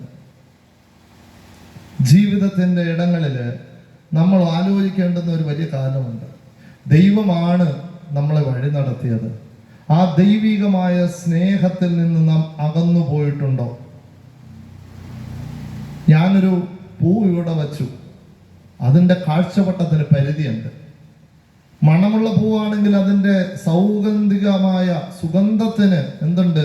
പരിധിയുണ്ട്. ആ പരിധിക്ക് അപ്പുറത്തേക്ക് നിൽക്കാൻ ശ്രമിക്കരുത്. പരിധിക്ക് അപ്പുറത്ത് നിന്നാൽ എന്തില്ല? കമ്മ്യൂണിക്കേഷൻ ശരിയാവില്ല. നിങ്ങൾ വിളിക്കുന്ന സബ്സ്ക്രൈബർ ഇവിടെ അങ്ങനെ കേൾക്കൂ, പരിധിക്ക് പുറത്താണ് എന്ന് പറയുന്ന ഒരവസ്ഥ. പരിധിക്ക് പുറത്തായ നമ്മളുടെ ബന്ധം, സംവാദങ്ങൾ കേൾക്കില്ല. ദൈവവുമായിട്ടുള്ള ബന്ധത്തിലും ഈ പരിധിക്കുള്ളിൽ നിൽക്കാൻ ഇടയാകണം. പരിധിക്ക് പുറത്ത്. അതുകൊണ്ട് അച്ഛൻ സാധാരണ ഇവിടെ ഉണ്ടോയെന്ന് എനിക്കറിയത്തില്ല. ഞങ്ങളുടെയൊക്കെ അവിടെ ആണെങ്കിൽ ചിലപ്പോൾ ഈ പള്ളിയിൽ വന്നു കഴിഞ്ഞാൽ പള്ളിക്കകത്ത് കയറിയല്ല, പള്ളിയുടെ പുറത്തിങ്ങനെ നിൽക്കും. അവർക്ക് സുഖം അവിടെ കേട്ടോ. ഏതാ? പരിധിക്ക് പുറത്താ. ഇവിടെ കാണത്തില്ല. ഇവിടെ ഈ പറഞ്ഞതിൻ്റെ കൂട്ട് ആരാധിക്കുന്ന മനുഷ്യരാണെന്നുള്ളത് നാട്ടിൻപുറത്തിൽ അങ്ങനെ ഒരു സാധ്യതയില്ല. മറ്റുള്ളിടങ്ങളിലൊക്കെ ഉള്ളൊരു പ്രശ്നം അങ്ങനെയാണ്. പള്ളിക്ക് പുറത്തും കുറച്ചു പേര്. ഇവിടെ അച്ഛൻ തിരുവചനം പറയുമ്പോഴും ഇത് യാതൊന്നും ബാധ്യതയില്ലാതെ കുറച്ച് പേരാണ്. പരിധിക്കുള്ളിൽ നിൽക്കാൻ ഉള്ള സാധ്യത വേണം. ആ പരിധിക്കുള്ളിൽ, ദൈവത്തിന്റെ പരിധിക്കുള്ളിൽ നിൽക്കുവാൻ നമുക്ക് കുറച്ച് മനസ്സുണ്ടാകണം. തക്ക സമയത്ത് കരുണ ലഭിക്കുവാൻ ബലമുള്ള ഭുജത്തിന് കീഴെ താണിരിക്കുക. അവിടെയാണ് ദൈവത്തിന് കൃപ രൂപപ്പെടുക. ആ പരിധിക്കുള്ളിലേക്ക് നിൽക്കാനുള്ള ഒരു മനസ്സ് നമുക്ക് ഒരുക്കേണ്ടതുണ്ട്. അതിനാണ് ദൈവത്തിന്റെ ആദ്യ സ്നേഹത്തിലേക്ക്, ആ തീഷ്ണമായ ഒരു സ്നേഹമുണ്ടല്ലോ, വിവാഹം നിശ്ചയിച്ച കാലത്തുള്ള സ്നേഹത്തിലേക്ക് നീ വരണമെന്ന് യരെമ്യാ ഓർമ്മിപ്പിക്കുന്നത് അതുകൊണ്ടാണ്. ആദ്യകാലത്ത് എങ്ങനെയായിരുന്നു പരസ്പര ബന്ധം? ആദ്യകാലത്ത് എങ്ങനെയായിരുന്നു നമ്മളുടെ ജീവിതത്തിന്റെ ക്രമം? ഇതുകൂടി നാം ഗൗരവത്തിലെടുക്കണം. ദൈവത്തോടുള്ള ബന്ധത്തോടൊപ്പം നമ്മുടെ പരസ്പര ബന്ധങ്ങളിലും എത്ര തീഷ്ണമായ ബന്ധമായിരുന്നു. സാഹോദര്യം, സമത്വം, അങ്ങനെ ഉണ്ടാകുന്ന എല്ലാ ബന്ധങ്ങളെയും സജീവമായി നിർത്തിയ ഒരു കാലത്ത് നിന്ന് ഇന്ന് പരസ്പരം കണ്ടാൽ യാതൊരു വിധത്തിലും മിണ്ടാത്ത, പരസ്പരം കണ്ടു കഴിഞ്ഞാൽ ഒരു പരിചയവും ഇല്ല എന്ന ഗണത്തിൽ മാറ്റപ്പെട്ടു പോകുന്ന, എത്രയോ ഇടങ്ങളിൽ അപ്പനും അമ്മയും നോക്കാതെ പോകുന്ന മക്കൾ, കുടുംബ ബന്ധങ്ങൾ തകർന്ന് തരിപ്പണമായി പോകുന്നു. ഒരു വാക്കുകൊണ്ട് തിരികെ വിളിക്കാവുന്ന ഇടത്ത് നിന്ന് അകന്നകന്ന് മാറ്റപ്പെട്ടു പോകുമ്പോ കാലം പറയുന്നു, നീ നിന്റെ ആദ്യ സ്നേഹം വിട്ടുകളഞ്ഞത് നിന്റെ കുഴപ്പമാണ്. അതിന് ഒരു പ്രതിവിധി ഒറ്റ വാക്യത്തിൽ ആ എഫേസോ സഭയോട് തന്നെ പറയുന്നുണ്ട്. അതിന് ഒറ്റ വഴിയേ ഉള്ളൂ. അതിങ്ങനെയാണ്. 5-ാമത്തെ വാക്യം പറയുന്നുണ്ട്. 5-ാമത്തെ വാക്യം വെളിപ്പാട് 2:5. നീ ഏതിൽ നിന്ന് വീണിരിക്കുന്നു എന്നോർത്ത് മാനസാന്തരപ്പെട്ട് ആദ്യത്തെ പ്രവൃത്തി ചെയ്യുക. Thank you. നീ ഏതിൽ നിന്നാ വീണത് എന്ന് അറിയണം. അടിസ്ഥാനപരമായിട്ട് അതറിയണമല്ലോ. നമ്മൾ എവിടെ ആയിരുന്നു എന്നുള്ളൊരു ധാരണ. ഞാൻ ഏത് പള്ളിക്കാരനായിരുന്നു, ഞാൻ ക്രിസ്തുവിലൂടെ സ്നാനം കഴിച്ച് സ്നാനമേറ്റ് ഈ പറഞ്ഞതുപോലെ എവിടെയായിരുന്നു, നമ്മുടെ നില എന്താണെന്നറിയണം. എങ്കിലേ എന്ത് ചെയ്യാൻ പറ്റത്തുള്ളൂ? നീ ഏതിൽ നിന്ന് വീണിരിക്കുന്നു എന്ന് ഓർക്കാൻ പറ്റുള്ളൂ. നമുക്ക് നമ്മളുടെ സ്ഥാനത്തെക്കുറിച്ച് അത്ര കണ്ട് ജാഗ്രതയൊന്നുമില്ല. എല്ലാവരും പോകുന്നു, ഞാനും പോകുന്നു. എല്ലാവരും പറയുന്നു, ഞാനും പറയുന്നു. എല്ലാവരും പാടുന്നു, ഞാനും പാടുന്നു. അല്ലേ? ഏതിൽ നിന്ന് വീണു എന്നൊരു ഓർമ്മ വേണം. 2 പറയുന്നു, മാനസാന്തരപ്പെടണം. ലോകത്ത് മൊത്തം മാനസാന്തരം, മാനസാന്തരം, മാനസാന്തരം. എന്താ മാനസാന്തരം? മനസ്സിന് മാറ്റം ഉണ്ടാവുക എന്നൊറ്റ അർത്ഥമേ അതിനുള്ളൂ. നമുക്ക് മാറാതെ ഇരിക്കാൻ പറ്റില്ല. ഞാനതാണ് ആദ്യമേ ഓർമ്മിപ്പിച്ചത്. ഈ മാറ്റത്തിന് നിന്നു കൊടുക്കാതെ നമ്മുടെ ജീവിതത്തിൽ ഗുണമുണ്ടാവില്ല. മാറ്റത്തിന് വിധേയമാകേണ്ടതുണ്ട്. മാനസാന്തരപ്പെടുക. 3-ാമത്തേത് അതുകൊണ്ട് മാത്രമല്ല, നീ നിന്റെ ആദ്യ പ്രവൃത്തി ചെയ്യുക. എങ്ങനെയായിരുന്നോ നാം, എൻ്റെ പൂർവ്വപിതാക്കന്മാർ എന്നെ കാണിച്ചു തന്ന ആത്മീയതയുടെ വഴി എന്താണ്, ആ വഴിയിലൂടെ നടക്കാൻ തക്കവണ്ണം ഇടയാകണം. ഈ പൂർവ്വപിതാക്കന്മാരുടെയൊക്കെ ത്യാഗോജ്വലമായ ജീവിതങ്ങളിൽ ഊറ്റം കൊള്ളുമ്പോൾ ആ അനുസൃതമായ ഏതെങ്കിലും ഒരു ചെറിയ ജീവിതത്തിന്റെ മാതൃക സ്വീകരിച്ചിട്ടുണ്ടോ? നമ്മൾ പറയും, എൻ്റെ അപ്പനായി പള്ളി ഉണ്ടാക്കിയ, എൻ്റെ അപ്പൂപ്പനായിരുന്നു പള്ളിക്ക് ആദ്യത്തെ കല്ല് വെച്ചത്, നല്ലത് തന്നെ, ഒരു കുഴപ്പമില്ല, വിസ്മരിക്കരുതാത്ത കാര്യങ്ങളാണ്. പക്ഷേ നീ എന്ത് ചെയ്തു? ഞാൻ ആ അപ്പനിട്ട കല്ലിൻ്റെ മേളിൽ കയറിയിരിക്കുന്നു, അല്ലാതെ എന്ത് ഗുണമുള്ള? ജീവിതത്തിൻ്റെ ഇടത്ത് മാറ്റങ്ങൾ രൂപപ്പെടേണ്ടതുണ്ട്, കാലോചിതമായ മാറ്റങ്ങൾ.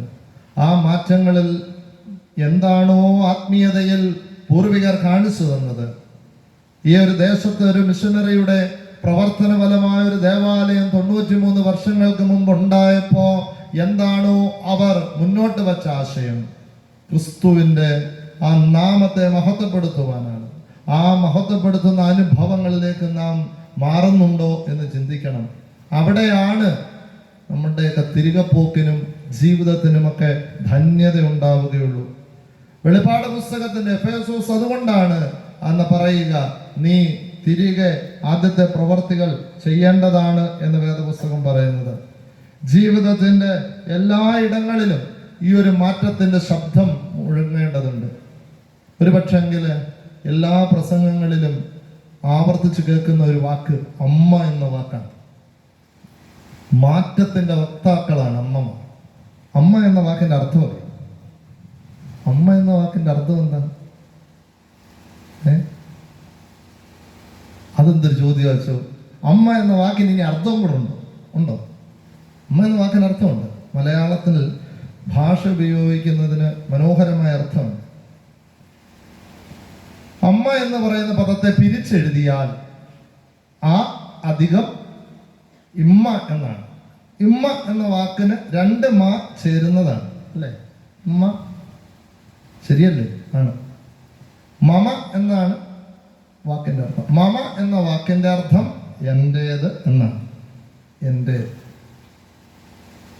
ഏതെങ്കിലും ഒരു വാക്കിനോട് കൂടെ ആ എന്ന വാക്ക് ആദ്യം ചേരുമ്പോൾ അതിന്റെ വിപരീത അർത്ഥം കൊടുക്കും. സത്യം എന്ന് പറയുന്ന വാക്കിന്റെ മുമ്പിൽ ആ ചേരുമ്പോൾ എന്താവും?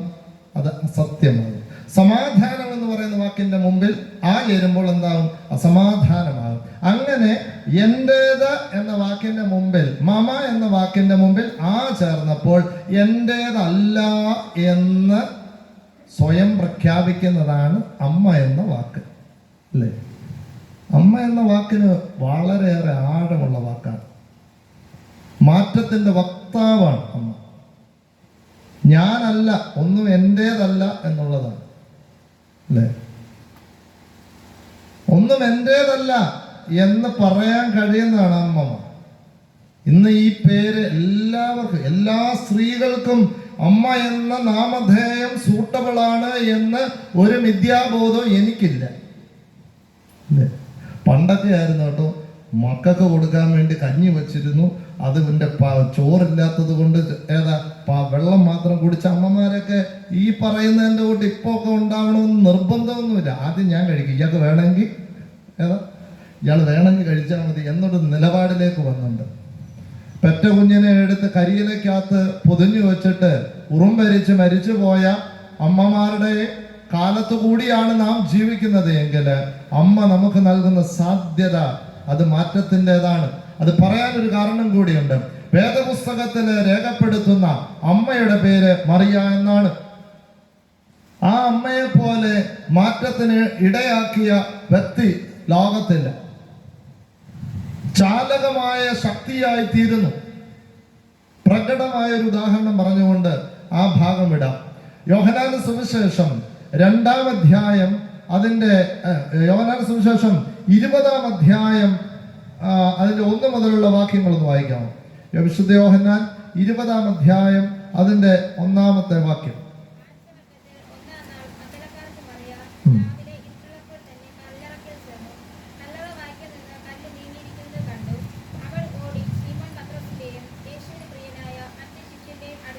മതി, 4-ാമത്തെ വാക്യം കൂടെ ഒന്ന് വായിച്ചു.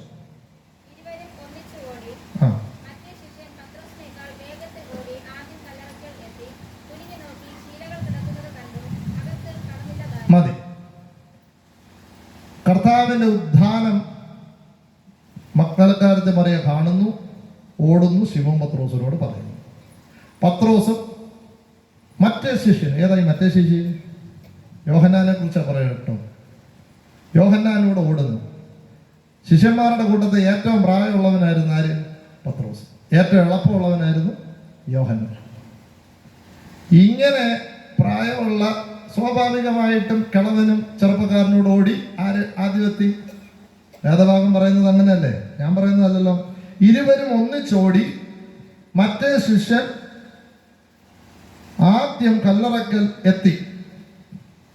കുനിഞ്ഞു നോക്കി ശീലകൾ കിടക്കുന്നത് കണ്ടു, അകത്ത് കടന്നില്ല താനും. അവന്റെ പിന്നാലെ ശിമോൻ പത്രോസും വന്ന് കല്ലറയിൽ കടന്നു. യോഹന്നാൻ വളരെ വാശിയോടുകൂടി ആദ്യം ചെന്ന് കഴിഞ്ഞിട്ട് എന്ത് ചെയ്തു? അവിടെ നിന്നു. കളവനായ പത്രോസ് ഏങ്ങി വലിച്ചൊക്കെ വാദമുള്ള കാലുമൊക്കെ വെച്ച് പതുക്കെ ഓടി ഇങ്ങി വന്നു. പക്ഷേ ഈ മനുഷ്യൻ ചെയ്ത ഒരു കാര്യം, അവനകത്ത് കടന്നില്ല. കടന്നായിരുന്നെങ്കിൽ ആദ്യമായി കല്ലറയ്ക്കുള്ളിൽ കയറിയ ആൾ ഞാനാണെന്ന് പറയാമായിരുന്നു. പക്ഷെ കയറിയില്ല. പത്രോസ് വന്ന് പത്രോസ് എവിടെ കയറുന്നു?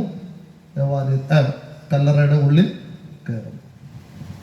ഈ യോഹന്നാനെ കുറിച്ച് ഒരു കാര്യം കൂടെ പറയേണ്ടത്. ഈ യോഹന്നാൻ, യാക്കോബ്, സബദിയുടെ പുത്രന്മാർ, ഇവന്മാരിങ്ങനല്ലായിരുന്നു. ആയിരുന്നു?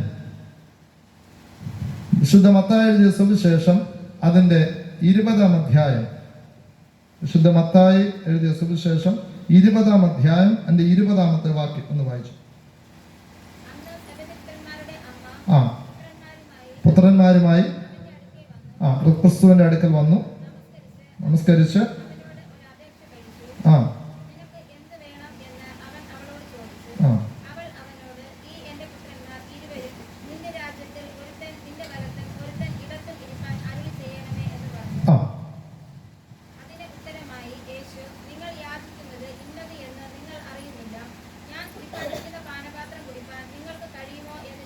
മതി.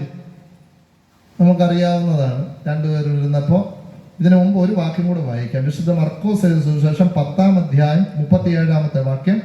നിന്റെ മഹത്വത്തിൽ ഞങ്ങളിൽ ഒരുത്തൻ നിന്റെ വലത്തും ഒരുത്തൻ ഇടത്തും ഇരിക്കുവാൻ വരം നൽകണം എന്ന് അവർ പറഞ്ഞു. സബദി മക്കളായ യാക്കോബ് യോഹന്നാനും പറയുന്നതാണ്. അവന്മാരാദ്യം ചെന്ന് പറഞ്ഞ് ഞങ്ങൾ എവിടെ ഇരുത്തണം? കുഷിയുള്ള കസേര ഏതാ? ചില പള്ളിയിലൊക്കെ ചെല്ലുമ്പോഴുള്ള പ്രശ്നമായ ഏതാ? കസേര കിട്ടിയില്ല എന്നും പറഞ്ഞുകൊണ്ടാണ് അടി.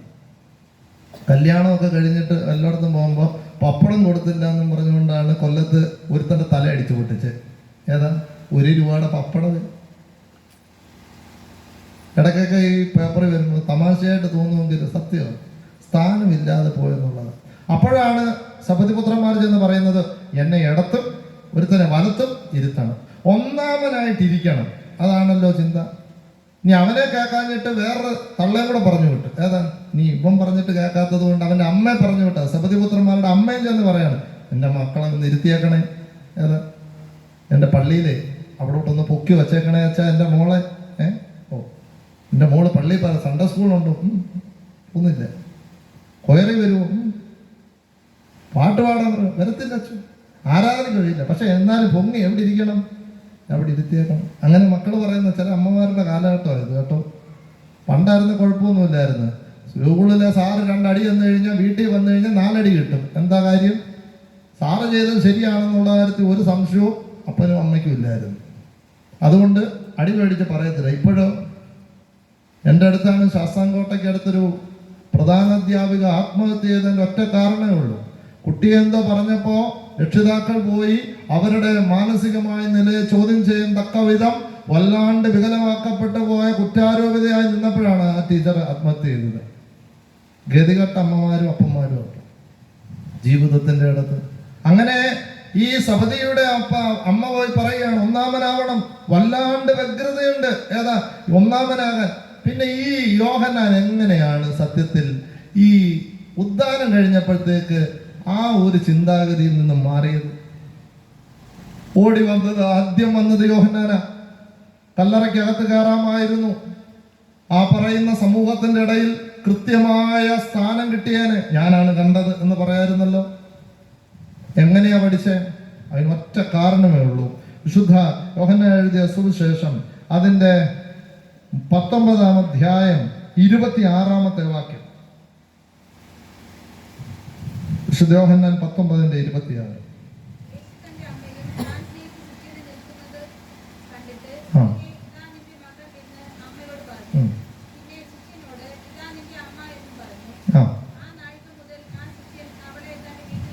ഞാൻ ഇന്ന് കുറേ കാലം വരെ അച്ഛനായതിനു ശേഷമൊക്കെ കുറേ കാലം വരെ വിചാരിച്ചു അമ്മ ഒറ്റയ്ക്കായിപ്പോയി. ഏതാ?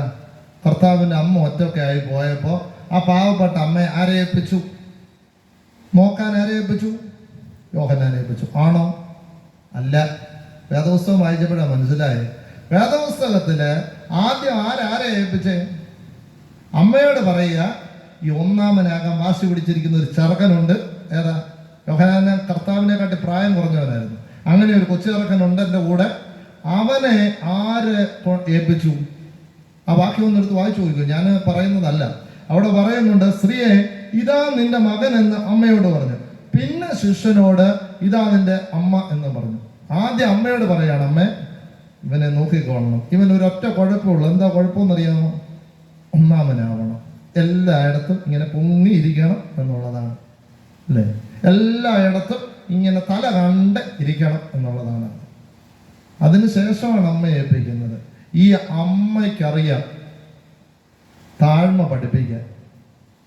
3 ദിവസം ഏതാ ഈ അമ്മ പഠിപ്പിച്ചിട്ടുണ്ട്. കർത്താവിന്റെ ക്രൂശീകരണ സമയത്താണല്ലോ ഇത് പറയുക.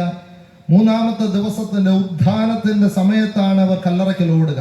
ഈ 3 ദിവസം കൊണ്ട് ഭൂമിയോളം താഴാൻ പഠിച്ചവൾ, ലോകത്തിന്റെ ഇടങ്ങളിൽ താഴ്മയുടെ ഭാവം പഠിപ്പിച്ചവർ അമ്മ പഠിപ്പിച്ചു കൊടുത്തിട്ടുണ്ട്. മോനെ, ഒന്നാമനാവുന്നതല്ല കാര്യം, താഴ്മയോടുകൂടി നിൽക്കുന്നതാണ് എന്ന്.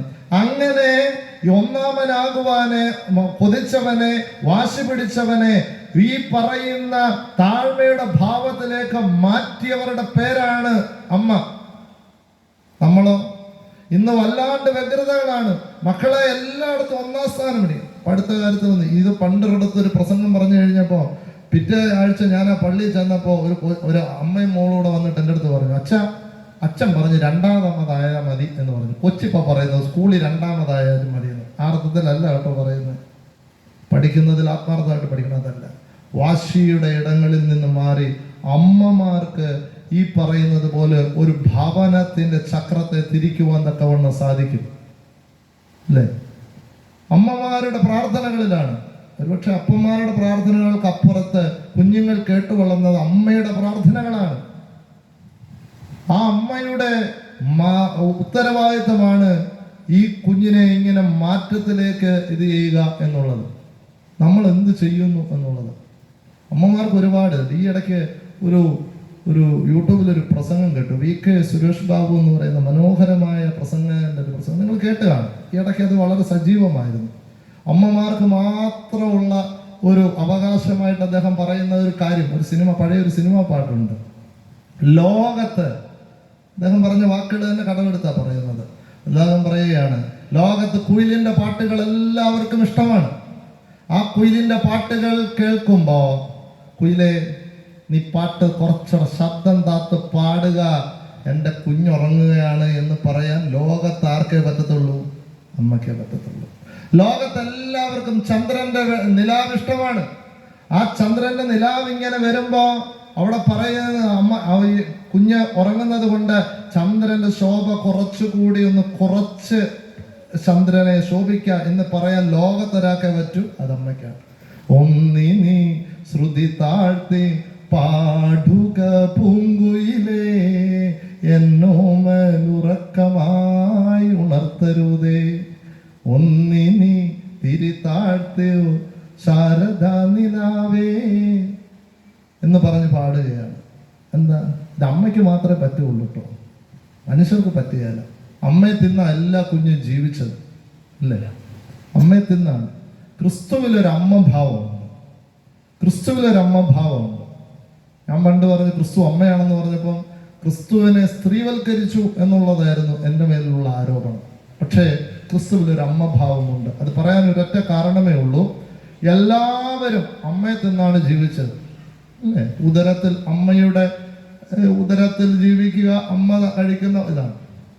സ്വന്തം ശരീരത്തെ മക്കൾക്ക് തിന്നാൻ കൊടുത്ത ആളുടെ പേരാണ് അമ്മ എങ്കിൽ, സ്വന്തം ശരീരത്തെ പകിട്ട് പാപപങ്കിലമായി ലോകത്ത് ജനതകൾക്ക് വിശുദ്ധിയിലേക്ക് വളരുവാൻ തക്കവണ്ണം തന്റെ ശരീരത്തെ രക്തത്തെ നുറുക്കി നൽകിയവന്റെ പേരാണ് ക്രിസ്തു.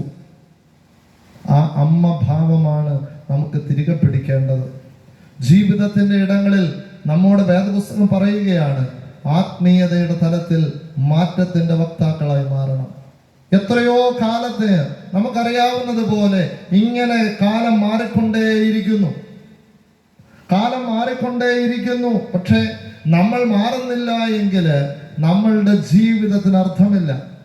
നമ്മളുടെ ദേശത്തേക്ക് നോക്കൂ, വലിയ മാറ്റങ്ങളുണ്ട്. നമുക്ക് പരാതികളൊക്കെ ഉണ്ട് എങ്കിലും ആ പരാതികളുടെയൊക്കെ നടുവിലും മാറാതെ നിൽക്കുന്നു. ഈ ഇടയ്ക്ക് ഞാൻ ഇങ്ങനെ കൊല്ലത്തേക്ക് യാത്രയായപ്പോ വഴിയിലൊന്നും നോക്കിയിട്ട് സ്ഥലം മനസ്സിലാവുന്നില്ല.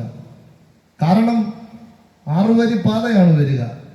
6 വരി പാതയായപ്പോൾ സൈഡിലുള്ള കെട്ടിടങ്ങളൊക്കെ എടുത്തു കളഞ്ഞു.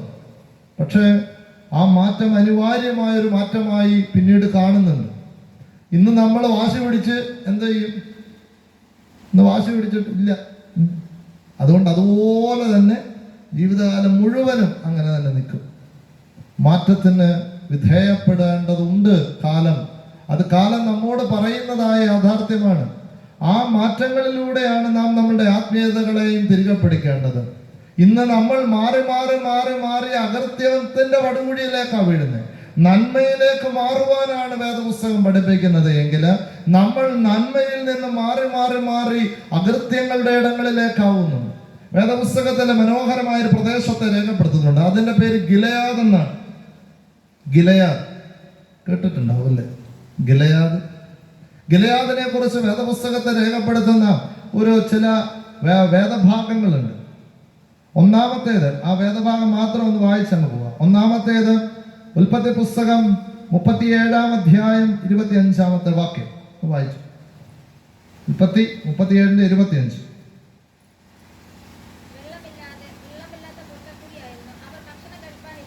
ആ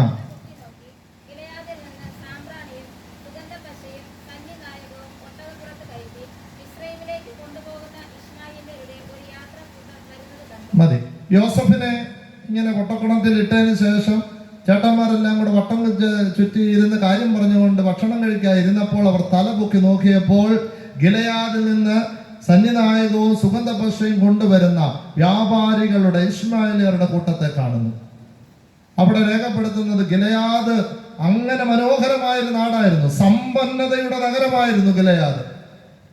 അതുകൊണ്ടാണ് പ്രവാചകൻ ചോദിക്കുന്നത്, ജീവിതത്തിന്റെ ഇടങ്ങളിൽ ഈ പിന്നീട് ആ ഗിലെയാദിനെ കാണുന്നത് അത്രയേറെ മഹത്തരമായ അനുഭവങ്ങളാണ്. സുഗന്ധവ്യഞ്ജനങ്ങളുടെ കയറ്റുമതിയും ഇറക്കുമതിയും ചെയ്തിരുന്ന നാടാണ്, സമ്പന്നതയുടെ പ്രതീകമായിരുന്നു. രണ്ടാമത് ഗിലെയാദിനെ കാണുന്നത് ഉൽപ്പത്തി പുസ്തകം 31-ാം അധ്യായം 23-ാമത്തെ വാക്യം. ഉൽപ്പത്തി 31:23.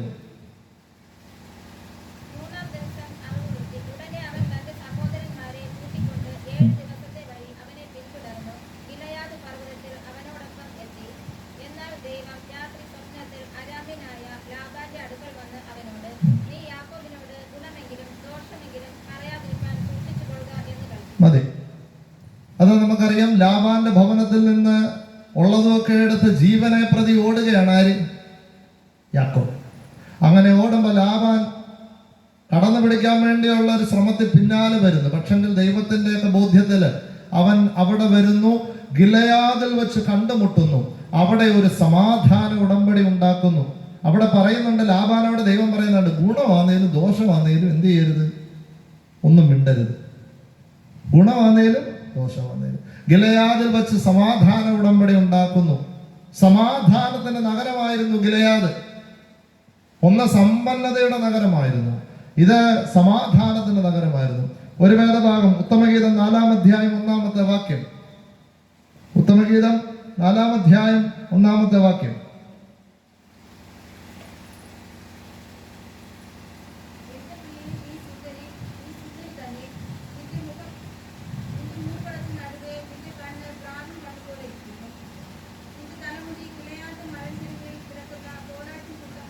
നിന്റെ തലമുടി ഗിലെയാദ് മലഞ്ചെരുവിൽ കിടക്കുന്ന കോലാട്ടിൻ കൂട്ടം പോലെയാകുന്നു. കാമുകിയെ വർണ്ണിക്കാൻ വേണ്ടി കാമുകം പറയുന്നതിനനുസൃതമാണല്ലോ. ഉത്തമഗീതം വായിക്കുമ്പോഴും ഇങ്ങനെ ഒരു വായനയുടെ സാധ്യത എങ്ങനെയാണെന്ന് കുറെ കൂടി മനസ്സിലാക്കണം. തൻ്റെ സ്നേഹിതയോട് പറയുന്നു, സഭയും ദൈവവുമായിട്ടുള്ള ബന്ധത്തിലാണ് എങ്കിലും അവിടെ എഴുതുന്നു തൻ്റെ സ്നേഹിതയ്ക്ക് ഉപമിക്കുവാൻ വേണ്ടിയുള്ള ഉപമാനമാണ്. അതുകൊണ്ടാണ് ഗിലെയാദ് മലഞ്ചെരുവിൽ കിടക്കുന്ന കോലാട്ടിൻ കുറ്റം അത്ര ഇടതൂർന്ന മുടിയാണ് എന്ന് പറയുമ്പോൾ സൗന്ദര്യത്തിന്റെ പ്രതീകമായിരുന്നു ഗിലെയാദ്, സമ്പന്നതയുടെ പ്രതീകമായിരുന്ന ഗിലെയാദ്, സമാധാനത്തിന്റെ പ്രതീകമായ ഗിലെയാദ്, സൗന്ദര്യത്തിന്റെ പ്രതീകമായ ഗിലെയാദ് എങ്ങോട്ട് മാറി എന്നുകൂടെ കാണേണ്ടതുണ്ട്. വേദഭാഗത്തില് ഹോശേയയുടെ പുസ്തകം 6-ാം അധ്യായം അതിന്റെ 8-9 വാക്യം. ഹോശേയ 6-ാം അധ്യായം അതിന്റെ 8-9 വാക്യം ഇങ്ങനെ വായിക്കുന്നു. ഗിലെയാദ് അകൃത്യം പ്രവർത്തിക്കുന്നവരുടെ പട്ടണം, അത് രക്തം കൊണ്ട് മലിനമായിരിക്കുന്നു. പതിയിരിക്കുന്ന കവർച്ചക്കാരെ പോലെ ഒരു കൂട്ടം പുരോഹിതന്മാർ ശേഖേമിലേക്കുള്ള വഴിയിൽ കൊല ചെയ്യുന്നു. ഗിലെയാദ് അകൃത്യം പ്രവർത്തിക്കുന്നവരുടെ കുറെ കാശും പുത്തനും ഒക്കെ ഉണ്ടായപ്പോ പറ്റിയ ഗതികേടാണ്. സമ്പന്നതയും സൗന്ദര്യവും സമാധാനവും ഒക്കെ ഉണ്ടായപ്പോ അവസാനം ഗിലെയാദ് എത്തുന്നത് അകൃത്യങ്ങളുടെ പടുകുഴിയിലേക്കാണ്. അതുകൊണ്ടാണ് ഗിലെയാദിനെ കുറിച്ച് പ്രവാചകൻ ചോദിക്കുന്നുണ്ട്, ഗിലെയാദിൽ സുഗന്ധതൈലമില്ലേ, അവിടെ വൈദ്യനില്ലേ, എന്റെ ജനത്തിൻ പുത്രിക്ക് രോഗശമനം വരാതെ ഇരിക്കുന്നത് എന്ത് എന്ന്. നമ്മളുടെയൊക്കെ മാറ്റം എവിടെ നിന്ന് എങ്ങോട്ടാണ് എന്ന് ചിന്തിക്കണം. കബർന്നഹൂമിലെ ഭവനത്തില് നിർജീവതകളിൽ നിന്ന് സജീവമായ നടപ്പിലേക്ക് മാറിയ ഒരാൾ അല്ലേ, അതുവരെയും പരസഹായത്തോടു കൂടി നടന്നവൻ എഴുന്നേറ്റ് പോകുന്നു. ആ ഒരു മാറ്റം ദൈവവചനത്തിന്റെ കേൾവിക്കപ്പുറത്തേക്ക് നമ്മയും മാറ്റേണ്ടതായിട്ടുണ്ട്. നമ്മളുടെയൊക്കെ മാറ്റത്തിന് ദൈവവചനം അല്ലാതെ എന്താണ് ഒരു മാനദണ്ഡം? നമ്മളുടെയൊക്കെ ആത്മീയതകളിൽ ഈ മാറ്റം രൂപപ്പെടണ്ടേ? പ്രസംഗങ്ങളൊക്കെ കേൾക്കുന്നുണ്ട്, വേദപുസ്തകങ്ങളൊക്കെ വായിക്കുന്നുണ്ട്, പക്ഷേ ഈ മാറ്റം രൂപപ്പെടേണ്ടതുണ്ട്. ഈ പറയുന്ന ഇടത്ത് നിന്ന് വിശുദ്ധിയുടെ നിറവിലേക്ക് നാം മാറിയില്ല എങ്കിൽ സത്യത്തിൽ ജീവിതത്തിന്റെ ഈ ആത്മീയ ജീവിതത്തിന് വലിയ ബലമൊന്നുമില്ല. ക്രിസ്ത്യാനി എന്ന വാക്കിന് അർത്ഥമില്ലാതെയാകും. വാക്കിന്റെ അർത്ഥം നമുക്കറിയാം. ക്രിസ്തുവിന് അനുകാരി, ക്രിസ്തുവിനെ പിൻപറ്റുന്നവർ ഏതടിസ്ഥാനത്തിലാണ്, ഏത് വിശ്വാസത്തിലാണ്, ഏത് പേരിലാണ് നാമൊക്കെ ജീവിതത്തിൻ്റെ ഇടങ്ങളിൽ ക്രിസ്ത്യാനി എന്ന വാക്കിന് അന്വർത്ഥമായ ജീവിതം നയിക്കുക? ഈ ലോകത്ത് ഈ കാലം നമ്മോട് ഓർമ്മിപ്പിക്കുന്നത് അതാണ്. ഒരുപക്ഷെങ്കിൽ ഞാനെപ്പോഴും പറയും, ഈ കാലം നമ്മളോട് പറയുന്ന ചില വിളികളുണ്ട്. എല്ലാം അവശേഷിക്കുമ്പോൾ എല്ലാം തീരുന്ന ഇടങ്ങളിലൊന്നുമല്ല, മറിച്ച് അതിൽ നിന്നൊക്കെ നമുക്ക് ഉയർത്തെഴുന്നേൽക്കാൻ തക്കവണ്ണം സാധിക്കും. ഏത് ദൗർഭാഗ്യത്തിൻ്റെ കാലത്തും നമുക്ക് പ്രതീക്ഷയോടുകൂടി കാത്തിരിക്കാൻ സാധിക്കണം. എന്ത്? ഇനിയും നല്ല കാലം വരും. മാവുകൾ പൂക്കും, മാനത്തമ്പിളി വികസിക്കും, മനുഷ്യർ പരസ്പരം സ്നേഹിക്കും, വിഹരിക്കും. മനുഷ്യ സ്നേഹത്തിൻ്റെയും ആത്മീയതയുടെയും നറുനിലാവിൽ നാം ഇനിയും കാണും, ഒരു സംശയവുമില്ല. കാലം അങ്ങനെയാണ്. നമ്മൾ വിചാരിക്കുന്നതിനപ്പുറത്തേക്ക് ഒരു നല്ല കാലത്തിലേക്ക് നമ്മെ നയിക്കും. പക്ഷേ അതിന് മാറ്റത്തിന് വിധേയമാകുവാൻ നമുക്ക് കൂടി കഴിയണം. പിടിവാശികളെ ഒഴിവാക്കി നോക്കൂ. ഏതിടത്തായാലും, ഭവനത്തിലായാലും ദേവാലയത്തിലാണെങ്കിലും വല്ലാണ്ട് പിടിവാശികളാണ്, അല്ലേ? ഈ പിടിവാശി കാരണമാണ് ഒരു കാര്യവും നടക്കാറ്. നമ്മളുടെ പിടിവാശിയാണ്. ഞാൻ പറയുന്നത് നടക്കാൻ പറ്റും, അല്ലെങ്കിൽ അസ്വസ്ഥരാണ്. ജീവിതത്തിൻ്റെ ഇടങ്ങളിൽ ഈ പിടിവാശികളെ ഒഴിവാക്കി നോക്കിക്കോളൂ. എല്ലാം അതിൻ്റെ ഏറ്റവും സൗന്ദര്യപൂർണമായ അവസ്ഥയിൽ മുന്നോട്ട് പോകും. ദേവാലയവും ദേശവും ഭവനവും ഒക്കെ, കുടുംബങ്ങൾ സത്യത്തിൽ അങ്ങനെ നറുനിലാവ് പൊഴിക്കുന്നതായ ഇടങ്ങളായി മാറട്ടെ എന്ന് പ്രാർത്ഥിക്കുകയാണ്. ഒരു ചോദ്യം അവസാനമുണ്ട്, അതിതാണ്: ഒരു വലിയ സൗന്ദര്യ മത്സരം നടത്തുമ്പോൾ സാധാരണ ഈ സൗന്ദര്യ മത്സരത്തിൽ അവസാനം ഉത്തരം, ഈ സൗന്ദര്യം മാത്രമല്ല, എന്തെന്ന് മാനദണ്ഡം, ചോദ്യങ്ങളുമുണ്ട്. ഒരു ചോദ്യം ഇതായിരുന്നു: what is the difference between home and house? ഭവനവും വീടും തമ്മിലുള്ള വ്യത്യാസം എന്താ? ഞാൻ ഈ 3 ദിവസമായിട്ട് പറഞ്ഞത് ഭവനത്തെ കുറിച്ചായതുകൊണ്ടാണ്. അത് പറയാൻ അദ്ദേഹം അതിനൊരു സമ്മാനാർഹമായ ഒരു മറുപടി ഒരു കണ്ടസ്റ്റന്റ് പറഞ്ഞത് ഇതാണ്: house is build up of bricks, but home is build up of hearts. ഇത്രയേ ഉള്ളൂ. വീട് പണിയുന്നത് കട്ടകൾ കൊണ്ടാണ്, ഭവനം പണിയുന്നത് ഹൃദയം കൊണ്ടാണ്. ഇതാണ് വ്യത്യാസം. ഹൃദയം കൊണ്ട് ഭവനങ്ങൾ പണിയണം. കവർന്ന് ഹൂമിന്റെ ഭവനം നമ്മുടെ ഭവനത്തിൽ നിന്ന് വ്യത്യസ്തമാകുന്നത് അത് ഹൃദയത്തിൽ നിന്ന് രൂപപ്പെടുന്ന ബന്ധങ്ങളിലാണ്. അവിടെയാണ് ദൈവം വസിച്ചത്, അവിടെയാണ് വചനം പങ്കുവച്ചത്, അവിടെയാണ് സജീവതകളുടെ ഇടയുണ്ടായത്, അവിടെയാണ് പരസ്പര വിശ്വാസം ഉണ്ടായത്, അവിടെയാണ് മാറ്റമുണ്ടാകുന്നത്. ഈ മാറ്റമൊക്കെ കാണാൻ തക്കവണ്ണം ഇടയാകണം. കുഞ്ഞുങ്ങളുടെയൊക്കെ വളർച്ചയൊക്കെ കാണാൻ തക്കവണ്ണം ഇടയാകണം. സാധാരണഗതി പറയും, കണ്ണ് ചിമ്മുന്നതിന് മുമ്പാ പിള്ളേർ വളർന്ന്. അത് കണ്ണ് തുറന്ന് കാണാഞ്ഞിട്ടാട്ടോ, സംശയമൊന്നും വേണ്ട. കണ്ണ് തുറന്ന് കണ്ടാൽ പിള്ളേരുടെ വളർച്ച അറിയും. ഒരു കുഞ്ഞ് ഒരു 5ാം ക്ലാസ്സിലൊക്കെ, എൻ്റെ കുഞ്ഞ് 2ാം ക്ലാസ്സിലാണ് പഠിക്കുന്നത്. ഈ സമയമൊക്കെ ആകുമ്പോൾ അവള് സ്കൂളിൽ നിന്നൊക്കെ ഓടി ഇങ്ങോട്ട് വന്ന് വെച്ചിട്ട്, പക്ഷെ അത് കണ്ടോ, ഞാൻ മറ്റേ ബട്ടർഫ്ലൈയുടെ പടം വരച്ചത് കണ്ടോ, നമ്മളിതത്ര കണ്ടിരിക്കുന്നു, എല്ലാ ദിവസവും ഇത് കാണാനെന്നോ സമയമൊന്നും പറഞ്ഞുകൊണ്ട് നമ്മൾ പറയും, അങ്ങോട്ട് മാറിയിരിക്കും, ഇവിടെ വേറെ 100 കൂട്ടം പണിയുണ്ടെന്ന് പറയും. ഇല്ലയോ? പറയത്തില്ലേ? ആദ്യം കുറച്ച് കാലമൊക്കെ നമ്മൾ ഇതൊക്കെ കേൾക്കും. ആദ്യം UKG LKG ഒക്കെ ആകുമ്പോൾ കൊള്ളാം, കൊച്ചു പഴയത്. കുറച്ച് കഴിയുമ്പോൾ ഇതങ്ങ് മടുക്കുമെന്നേ. ഒരു 4-5 ക്ലാസ്സൊക്കെ ആകുമ്പോൾ മടുക്കും, ഇല്ലേ? ഈ 2 ദിവസം വന്ന് പറഞ്ഞ കൊച്ച് പിന്നെന്തോ ചെയ്യത്തില്ല, പറയത്തില്ല. പിന്നെ ഈ കൊച്ച് പറയുന്നത് കേൾക്കാൻ ഒരു ആഗ്രഹം വരും. എപ്പോഴാണെന്നറിയാമോ? ഒരു 16-17 വയസ്സങ്ങോട്ടാകുമ്പോൾ, 15 വയസ്സൊക്കെ കഴിയുമ്പോൾ കൊച്ച് ഇടവഴി കൂടെ എന്തോ കാര്യം പറഞ്ഞുകൊണ്ട് വന്നു. അപ്പോഴാണ് നമ്മുടെ ആവലാതി. എന്താ? അവളെന്തോ പറയുന്നുണ്ടച്ച, അവളെന്തോ ആരാണ്ട് വിളിക്കുന്നുണ്ടച്ച. ഈ കൊച്ചു പറയുമോ? നീ ആവശ്യമുള്ള സമയത്ത് ആ കൊച്ചിനൊപ്പം വരുന്നില്ല. അത് പറയാൻ വന്നപ്പോൾ നീ കേട്ടില്ല. പിന്നെ അത് പറയുന്നത് എങ്ങനെ? പറയുന്നതൊക്കെ കേൾക്കാനുള്ള ഇടമെങ്കിലും വീട്ടിൽ ഉണ്ടാവണ്ടേ? ഇതല്ലാതെ എവിടെ പറയുക? പറയുന്നത് തിരുത്താനുള്ള ഇടം വീട്ടിൽ ഉണ്ടാവണ്ടേ? 199 മാർക്ക് മേടിച്ചിട്ട് വരുന്ന കൊച്ചിനോട് ബാക്കി 1 മാർക്ക് എവിടെ പോയടാന്ന് ചോദിച്ചോണ്ടാടി. എടാ 99 വാങ്ങിയില്ലേ എന്ന് പറയാൻ പറ്റണ്ടേ? ജീവിതത്തിൻ്റെ ഇടത്ത് ഭവനമൊക്കെ കുറെ കൂടിയൊക്കെ വിശാലമാകേണ്ടതുണ്ട്, കുറെ കൂടിയൊക്കെ ഇന്റിമസി ഉള്ളതാകേണ്ടതുണ്ട്. കവർന്നഹൂമിന്റെ ഭവനം അങ്ങനെയാണ് ലോക ചരിത്രത്തിൽ രേഖപ്പെടുത്തുക. വേദപുസ്തകത്തിന്റെ ചരിത്രത്തിൽ ഈ കവർന്നഹൂമിലെ ഭവനം അന്വർത്ഥമാകുന്നത് അങ്ങനെയാണത് മാറിയത്. അത് മാറും, ഒരു സംശയവും വേണ്ട. ഏത് കാലത്താണെങ്കിലും വിചാരിച്ചു. നമുക്ക് ചിലപ്പോൾ സാമ്പത്തികമായ ചില പരാധീനതകളൊക്കെ കാണും, മക്കളെയൊക്കെ വളർത്തുന്നതിൽ ചില ബുദ്ധിമുട്ടുകളൊക്കെ കാണും, ജോലികളൊക്കെ ചിലപ്പം ഇല്ലാതെയാകും. ഈ കാലമൊക്കെ മാറും.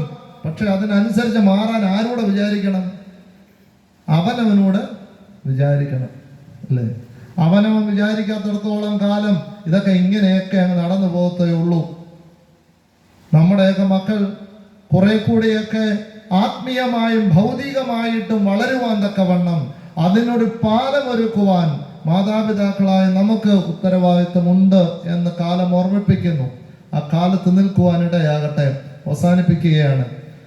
കവർന്നഹൂമിലെ ഭവനത്തിന്റെ 5 ബോധ്യങ്ങളിലൂടെ 3 ദിവസം ഇങ്ങനെ യാത്ര ചെയ്യുവാൻ ഇടയായി. 1, അത് ദൈവം വസിക്കുന്ന ഇടമാണ്. എൻ്റെ ഹൃദയത്തിൽ ദൈവമുണ്ടോ? എൻ്റെ വീട്ടിൽ ദൈവമുണ്ടോ? 2, സജീവതകളുടെ ഇടമാണ്. ബന്ധങ്ങളിൽ ആ ഒരു തീവ്രത രൂപപ്പെടുന്നുണ്ടോ? 3, വചനം പങ്കുവയ്ക്കുന്ന ഇടമായിരുന്നു. 4, അത് വിശ്വാസത്തിന്റെ ആഘോഷ ഇടമായിരുന്നു, പരസ്പര വിശ്വാസത്തിൽ. 5, അത് മാറ്റത്തിന്റെ ഇടമായിരുന്നു. ഇങ്ങനെ ഒരു ആത്മീയ പരിസരവും സാമൂഹിക പ്രതിബദ്ധതയും ഒന്നിച്ചു ചേരുന്നതായ ഒരു കാലത്ത് ജീവിക്കുവാനും അങ്ങനെ ഒരു കുടുംബം നിലനിർത്തുവാനും അങ്ങനെ ഒരു ദേവാലയ ജീവിതം രൂപപ്പെടുത്തുവാനും മാറ്റത്തിന് വിധേയമായി നന്മയിലേക്ക് മാറുവാൻ, അകൃത്യത്തിന്റെ പടുകുഴിയിലേക്ക് വീണ ഗിലെയാദിനെ പോലെയല്ല, മാറ്റത്തിലൂടെ നന്മയിലേക്ക് മാറുവാൻ തക്കവണ്ണം എഫേസോസ് സഭയോട് പറയുന്നത് പോലെ ആദ്യത്തെ പ്രവൃത്തി ചെയ്യുവാൻ തക്കവണ്ണമുള്ള തീഷ്ണതയുള്ള ഒരു അനുഭവം തമ്പുരാൻ നൽകട്ടെ എന്ന് പ്രാർത്ഥിച്ചുകൊണ്ട് നിർത്തുകയാണ്. ദൈവം അനുഗ്രഹിക്കട്ടെ.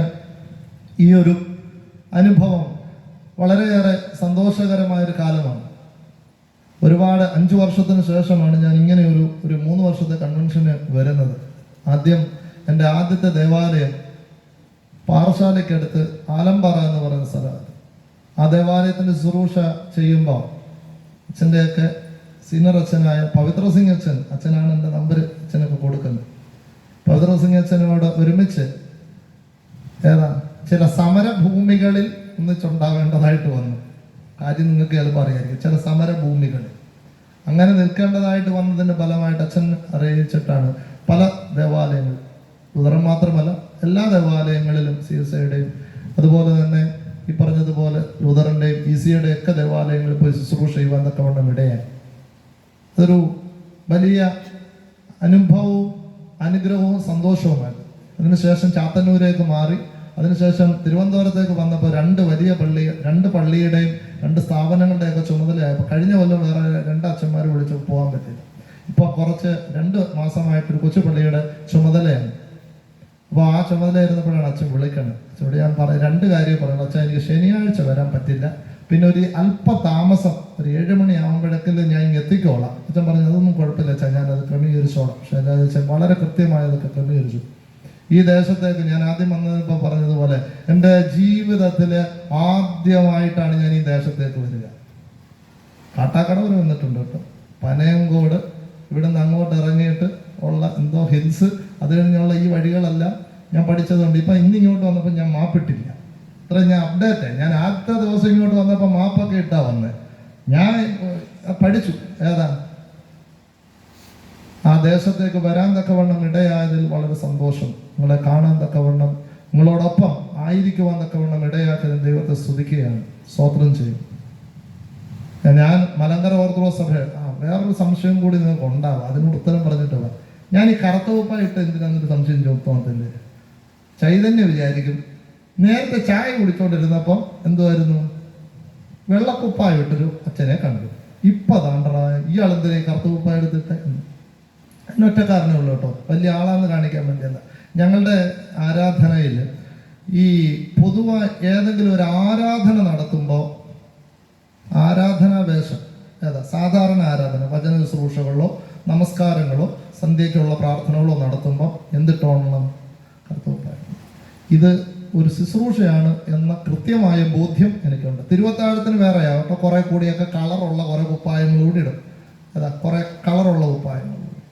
പക്ഷേ ഏത് ആരാധനകളും വീട് ഉദാശയ്ക്കോ അല്ലെങ്കിൽ വീടിൻ്റെ ഭവനത്തിൻ്റെ പ്രാർത്ഥനകൾക്കോ സംബന്ധിക്കുമ്പോൾ ഏത് ശുശ്രൂഷയാണ് എങ്കിലും അത് ദൈവവചനത്തിൻ്റെ പങ്കുവയ്ക്കൽ ഒരു ശുശ്രൂഷയാണ് എന്ന കൃത്യമായ ബോധ്യത്തിൽ മാത്രമാണ് ഇതിട്ടത്. അവനവനെ കറുപ്പ് വസ്ത്രം എന്താണെന്ന് ചോദിച്ചാൽ അവനവനെ കുറിച്ചൊരു ബോധ്യം ഉണ്ടാകാനാണ് സഭ ഞങ്ങൾക്ക് ഈ ഒരു വേഷം തന്നിരിക്കുന്നത്. നമ്മൾ വലിയ ആളല്ല എന്നൊരു ബോധ്യം ഇടയ്ക്കിടയ്ക്ക് ഉണ്ടാക്കാൻ വേണ്ടി മാത്രമാണ്. ചിലപ്പോൾ ഒരു സംശയം തോന്നുന്നതുകൊണ്ട് അങ്ങ് പറഞ്ഞതേ ഉള്ളൂ കേട്ടോ. ദൈവം ഈ ഒരു അവസരം നൽകിയതിന്, നിങ്ങളുടെ മുമ്പിൽ നിൽക്കുവാനിടയാക്കിയതിന് ദൈവത്തിന് സ്തോത്രം. അതിന് മുഖാന്തരമായ വന്യ ശൈലാലച്ചനോട് ഹൃദയവുമായ നന്ദി അറിയിക്കുകയാണ്. കാരണം ഈ ഒരു ദേവാലയത്തിൻ്റെ ശുശ്രൂഷകൾക്ക് വിളിക്കുവാനും അതിൻ്റെ ക്രമീകരണവും സമയവും ഒക്കെ ക്രമീകരിക്കുകയും ഭക്ഷണം ഒരുക്കുകയും ഒക്കെ ചെയ്തു. എല്ലാ സൗകര്യത്തോടും കൂടിയാണ് ഇവിടെ എത്തുന്നത്. വളരെ സന്തോഷകരമായ ഒരു അനുഭവത്തിലേക്കാണ് ഈ ദേവാലയത്തിലേക്ക് വന്നതും ഈ ശുശ്രൂഷകൾ പങ്കെടുത്തതും. അതിനുവേണ്ടി എല്ലാ കാര്യങ്ങളും ക്ഷണിച്ച വന്യനായ ശൈലാലച്ചനോടുള്ള ഹൃദയത്തിൽ നിന്നുള്ള നന്ദി ഈ സമയം അറിയിക്കുന്നു. അതോടൊപ്പം ഈ പറഞ്ഞതുപോലെ മനുപ്രസാദ് ഇന്നുമായിട്ട് ഇവിടെ ഉണ്ട്. സ്നേഹ സൗഹൃദങ്ങൾ പങ്കിടുവാൻ തക്കവണ്ണം ഇടയായി അച്ഛനോടുള്ള നന്ദി അറിയിക്കുന്നു. ഇടവക ജനങ്ങൾ കേൾക്കാൻ തക്കവണ്ണമൊക്കെ ജനമുണ്ടാകുമ്പോഴേ വചന ശുശ്രൂഷയ്ക്ക് ഒക്കെ ഇടമുള്ളൂ. നിങ്ങൾ ഈ സമയം വേർതിരിക്കുന്നത് പാഴായി പോവില്ല എന്ന് ഞാൻ സത്യമായും ദൈവസന്നിധി ശരണപ്പെടുകയാണ്. ദൈവാലയത്തോട് ചേർന്ന് നിങ്ങളൊരു അല്പസമയം വേർതിരിക്കുന്നുവെങ്കിൽ അതൊന്നും പാഴാവില്ല. കുഞ്ഞുങ്ങൾ അനുഗ്രഹിക്കപ്പെടും, ഒരു സംശയവും വേണ്ട. ഞാൻ എൻ്റെ ജീവിതത്തിൽ അച്ഛനാവാൻ ഒരു സാഹചര്യത്തിലും അച്ഛനാവാൻ പോയ മനുഷ്യനല്ല കേട്ടോ. ഒരു സാഹചര്യത്തിലും. ഞാൻ അച്ഛനോട് ഇന്നലെ അത് പറഞ്ഞു. അച്ഛാ, ഞാൻ BSc നഴ്സിംഗ് പഠിച്ച് തോറ്റിട്ട് പോയവനല്ല, പഠിച്ച് പാസ്സായതിനു ശേഷം ഒരു 1.5 വർഷം ഞാൻ ഡൽഹിയിൽ ജോലി ചെയ്തു. ജോലി ചെയ്തതിന് ശേഷമാണ് ഞാൻ സെമിനാരി പഠനത്തിനായിട്ട് പോകുന്നത്. അപ്പം നിങ്ങൾ വിചാരിക്കും എന്തോ കാലക്കേട് വന്നിട്ടുണ്ട്, പ്രേമനൈരാശ്യമല്ലോ ആരും അച്ഛാ. അല്ല കേട്ടോ. ദേവാലയത്തിൻ്റെ ശുശ്രൂഷ ഇത്രയും വ്യത്യാസമേ ഉള്ളൂ എൻ്റെ വീടും ദേവാലയം തമ്മിൽ. ആ ദേവാലയത്തിൻ്റെ ശുശ്രൂഷ കുഞ്ഞുകാലം മുതൽ ചെയ്തതിൻ്റെ അനുഗ്രഹമായി കാണുകയാണ്. ദേവാലയത്തിൻ്റെ ശുശ്രൂഷയിൽ ആയിരുന്നതിൻ്റെ ഫലമായിട്ട് പിന്നീട് എൻ്റെ ബിഷപ്പിൻ്റെ സെക്രട്ടറി ആയിട്ടാണ് ഞാൻ തിരുമേനിയുടെ കൂടെ വരുന്നത്. അതിനുശേഷം വീണ്ടും സെമിനാരി പഠനം വേണ്ട എന്ന് കരുതിയിരുന്നിടത്തുനിന്ന് തിരുമേനിയുടെ നിർബന്ധം കൊണ്ട് അച്ഛനായതാണ്. പക്ഷേ ഇന്ന് നിങ്ങളുടെ മുമ്പിൽ എന്നെ നിർത്തിയത് ആ ഒരു ശുശ്രൂഷയാണ്. അതുകൊണ്ട് ഈ ചെയ്ത ശുശ്രൂഷ ഞാൻ എപ്പോഴും പറയും, എൻ്റെ മാതൃദേവാലയത്തിൽ പത്തനാപുരത്തെ ഒരു കൊച്ചു ദേവാലയത്തിൽ പൊടി തൂത്തതും ഈ പറഞ്ഞ തൂത്തും വാരിയതും ഒക്കെ ഞങ്ങളാണ് കുഞ്ഞായിരിക്കുന്ന സമയത്ത്. അതിൻ്റെ ഗുണമല്ലാതെ ഇന്നും ഒന്നും പറയാനില്ല. അതുകൊണ്ട് നിങ്ങളൊക്കെ ഈ പറയുന്നതിന് അല്പസമയം അതിനുവേണ്ടി ചെയ്യുന്നതിനൊന്നും ദൈവം പ്രതിഫലം നൽകാതെ ഇരിക്കില്ല. ആ പ്രതിഫലം നിങ്ങൾക്ക് ലഭിക്കും എന്നതിൽ ഒരു സംശയവുമില്ല. നിങ്ങളുടെ വലിയ ഈ ത്യാഗോജ്വലമായ സമയം വേർതിരിച്ചതിന് നിങ്ങളോടുള്ള നന്ദി അറിയിക്കുന്നു. ഇടവക സെക്രട്ടറി, പ്രസിഡന്റ്, അതുപോലെ തന്നെ ഭരണസമിതി അംഗങ്ങൾ എല്ലാവരോടുമുള്ള നന്ദി അറിയിക്കുന്നു. വേദപുസ്തകം വായിച്ചവർ, ഈ പറഞ്ഞതുപോലെ ഗായക സംഘം, ഏവരോടുമുള്ള നന്ദി അറിയിച്ചുകൊണ്ട് ബലഹീനനായ എന്നെ നിങ്ങളുടെ പ്രാർത്ഥനയിൽ ഓർക്കണമെന്ന് ഓർമ്മിപ്പിച്ചു. നിങ്ങളെ എൻ്റെ ബലഹീനമായ പ്രാർത്ഥനയിൽ ഓർക്കും എന്ന് ദൈവസന്നിധി സ്വർണ്ണപ്പെടുത്തിയും കൊണ്ട് നിർത്തുന്നു. ദൈവം നമ്മെ അനുഗ്രഹിക്കട്ടെ. പ്രിയമുള്ളവരെ, അനുഗ്രഹീതമായ വചന ശുശ്രൂഷയുടെ 3 ദിനരാത്രികൾ നാം ദൈവസന്നിധിയിലായിരുന്നു. കവർന്നഭൂമിൻ്റെയും അവിടുത്തെ ഭവനത്തിൻ്റെയും നമ്മുടെ ഭവനത്തിൻ്റെയും വിചിന്തനങ്ങളിലൂടെ യാത്ര ചെയ്യുവാൻ ദൈവം സഹായിച്ചു. 5 ചിന്തകൾ വീണ്ടും ഓർമ്മപ്പെടുത്തിയിട്ട് ആ ചിന്തകളോടൊപ്പം നമുക്ക് ഈ ദേവാലയങ്ങളെ വിട്ട് പ്രാർത്ഥനയോട് ആശീർവാദത്തോടുകൂടി മടങ്ങിപ്പോകാം. 2024 കവർന്നഭൂമിൻ്റെ ഒരു ഭവനം എന്നിലും എൻ്റെ ഭവനത്തിന് സൃഷ്ടിച്ചെടുക്കുവാൻ ദൈവമായ കർത്താവ് നമ്മെ സഹായിക്കട്ടെ എന്ന് പ്രത്യേകമായി ദൈവസേവനപ്പെട്ട് പ്രാർത്ഥിക്കുകയും ചെയ്യുന്നു. എല്ലാവരും ദൈവം അനുഗ്രഹിക്കട്ടെ. യേശുവേ നന്ദി അർപ്പിക്കും. സഭ സെക്രട്ടറി ശ്രീ റോജി അവരെ ക്ഷണിക്കാം.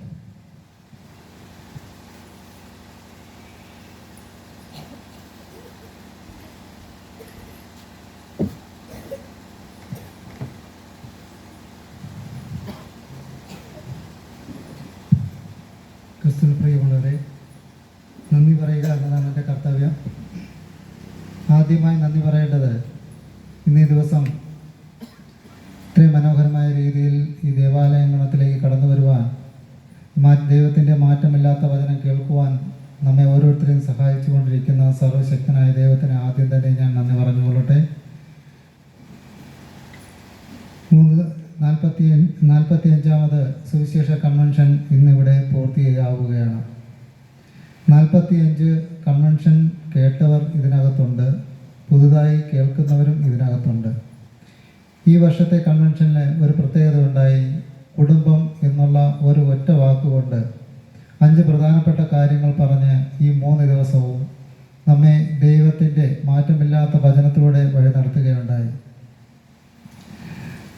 ഈ വർഷത്തെ 45ാമത് സുവിശേഷ കൺവെൻഷൻ മുഖ്യ പ്രാസംഗികനായി നമ്മുടെ മധ്യേ കടന്നു വന്ന ഫാദർ നയനാൻ CV അച്ഛന് സഭയുടെ പേരിലും 45ാമത് സുവിശേഷ കൺവെൻഷൻ്റെ പേരിലുള്ള നന്ദി ഞാൻ ഈ സമയം അറിയിച്ചു കൊള്ളുന്നു.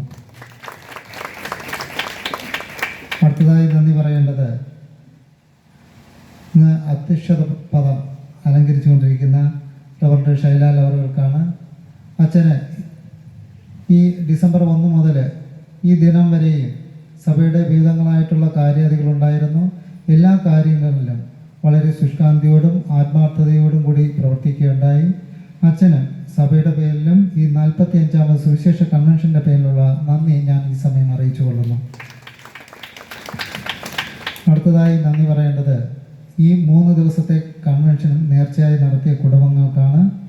1-ാം ദിവസം മിസ്റ്റർ ബിനു എം ആർ അവർക്കും, അതുപോലെ തന്നെ 2 ദിവസത്തെ നേർച്ച ആരാണെന്ന് വ്യക്തമായിട്ട് അറിയില്ല, അവർക്കും സഭയുടെ പേരിലും ഈ 45ാമത് സുവിശേഷ കൺവെൻഷൻ്റെ പേരിലുള്ള നന്ദി ഞാൻ ഈ സമയം അറിയിക്കുന്നു. അടുത്തതായി നന്ദി പറയേണ്ടത് ഈ 3 ദിവസത്തെയും മനോഹരമായ ഗാനങ്ങൾ ആലപിച്ചുകൊണ്ടിരിക്കുന്ന കൊയറംഗങ്ങൾക്കും, മനോഹരമായ രീതിയിൽ അതിനെ ലീഡ് ചെയ്തുകൊണ്ടിരിക്കുന്ന കൊയർ മാസ്റ്റർ ബൈജു സാറിനും, കീബോർഡ് വായിക്കുന്ന ബൈജു സാറിനും, സഭയുടെ പേരിലും ഈ 45ാമത് സുവിശേഷ കൺവെൻഷൻ്റെ പേരിലുള്ള നന്ദി ഞാൻ ഈ സമയം അറിയിച്ചു കൊള്ളുന്നു. അടുത്തതായി നന്ദി പറയേണ്ടത് ഏകദേശം 24-ാം തീയതി മുതൽ ഇതുവരെയും ശബ്ദവും വെളിച്ചവും ക്രമീകരിച്ചുകൊണ്ടിരിക്കുന്ന സുഹൃത്തുക്കൾക്കാണ്. സന്തോഷിനും അതുപോലെ തന്നെ സിംഗ് ചേട്ടനുമാണ്. അവർക്കും സഭയുടെ പേരിലും ഈ 45ാമത് സുവിശേഷ കൺവെൻഷൻ്റെ പേരിലുള്ള നന്ദി ഈ സമയം ഞാൻ അറിയിച്ചു കൊള്ളുന്നു. അടുത്തതായി നന്ദി പറയേണ്ടത് ഏതൊരു സംരംഭവും വിജയിപ്പിച്ചെടുക്കുക എന്നുള്ളത് ഓരോ സഭയുടെ വിശ്വാസികളുടെയും കടമ തന്നെയാണ്. കഴിഞ്ഞ ദിവസവും ഗ്രൂപ്പിൽ ഒരു ചെറിയൊരു മെസ്സേജ് രാത്രി ഇടേണ്ടി വന്നു, ക്ഷമിക്കണം. ഏകദേശം 200ഓളം വ്യക്തികളുള്ള ഒരു സഭയാണ് നമ്മുടെ സഭ. എങ്കിലും ഇന്നലത്തേക്കാൾ കുറച്ചുകൂടി കൂടുതൽ ആളുകൾ ഈ തിരുവചനം കേൾക്കുവാനും കടന്നു വരികയുണ്ടായി. പ്രിയമുള്ളവരെ, ഓരോ തിരുവചനം നമ്മുടെ ജീവിതത്തിൽ കേൾക്കുമ്പോഴും നമ്മുടെ ജീവിതത്തിനും നമ്മുടെ മക്കൾക്കും നമ്മുടെ തലമുറകൾക്കും ഒരു മാറ്റം ഉണ്ടാവുകയും നമ്മുടെ ജീവിതങ്ങൾ മാറ്റമുണ്ടാകുമ്പോൾ തീർച്ചയായും നമ്മുടെ ദേശത്ത് മാറ്റമുണ്ടാകും, നമ്മുടെ മക്കൾ അനുഗ്രഹിക്കപ്പെടും, തലമുറകൾ അനുഗ്രഹിക്കപ്പെടുക തന്നെ ചെയ്യും. കേൾക്കുന്ന വചനത്തിന് യാതൊരുവിധമായ മാറ്റവും ജീവിതത്തിന് സംഭവിക്കുകയില്ല എന്ന് ഒരിക്കലും ചിന്തിക്കരുത്. തീർച്ചയായും കേൾക്കുന്ന വചനത്തിൽ നമ്മുടെ ജീവിതത്തിലൂടെ ഒരു മാറ്റം ഉണ്ടാകുക തന്നെ ചെയ്യും. ഈ തിരുവചനം കേൾക്കുവാനായിട്ട് കടന്നു വന്ന ഓരോ സഭാവിശ്വാസികൾക്കും, ഇതര സഭയിൽ നിന്നും തിരുവചനം കേൾക്കുവാനായി കടന്നു വന്ന ഓരോ വിശ്വാസികൾക്കും സഭയുടെ പേരിലും ഈ 45ാമത് സുവിശേഷ കൺവെൻഷൻ്റെ പേരിലുള്ള നന്ദി ഞാൻ ഈ സമയം അറിയിച്ചു കൊള്ളുന്നു. അടുത്തതായി നന്ദി പറയേണ്ടത് ചാരത്തും ദൂരത്തുമായി ഈ ശബ്ദ പരിധിക്കുള്ളിലായിരിക്കുന്ന ഒത്തിരി ആൾക്കാരുണ്ട്. അവർക്കും ഈ സഭയുടെ പേരിലും സഭാ കമ്മിറ്റിയുടെ പേരിലുമുള്ള നന്ദി ഞാൻ ഈ സമയം അറിയിക്കുന്നു. അടുത്തതായി നന്ദി പറയേണ്ടത് എഴുതി വച്ചിരുന്ന അല്പം വിട്ടുപോയി മനപ്രസാദ് അച്ഛനാണ്. ഞാൻ ഇന്നലെ താമസിച്ച് അച്ഛൻ ഇന്നലെ എന്തെങ്കിലും മനോഹരമായ രീതിയിൽ ഗാനങ്ങൾ ആലപിക്കുകയും അതുപോലെ തന്നെ കഴിഞ്ഞ വർഷം പാടിയ പാട്ട് ഇപ്പോഴും യൂട്യൂബിലായിട്ടുണ്ടോ എന്നുള്ള കാര്യം എനിക്ക് സംശയമാണ്.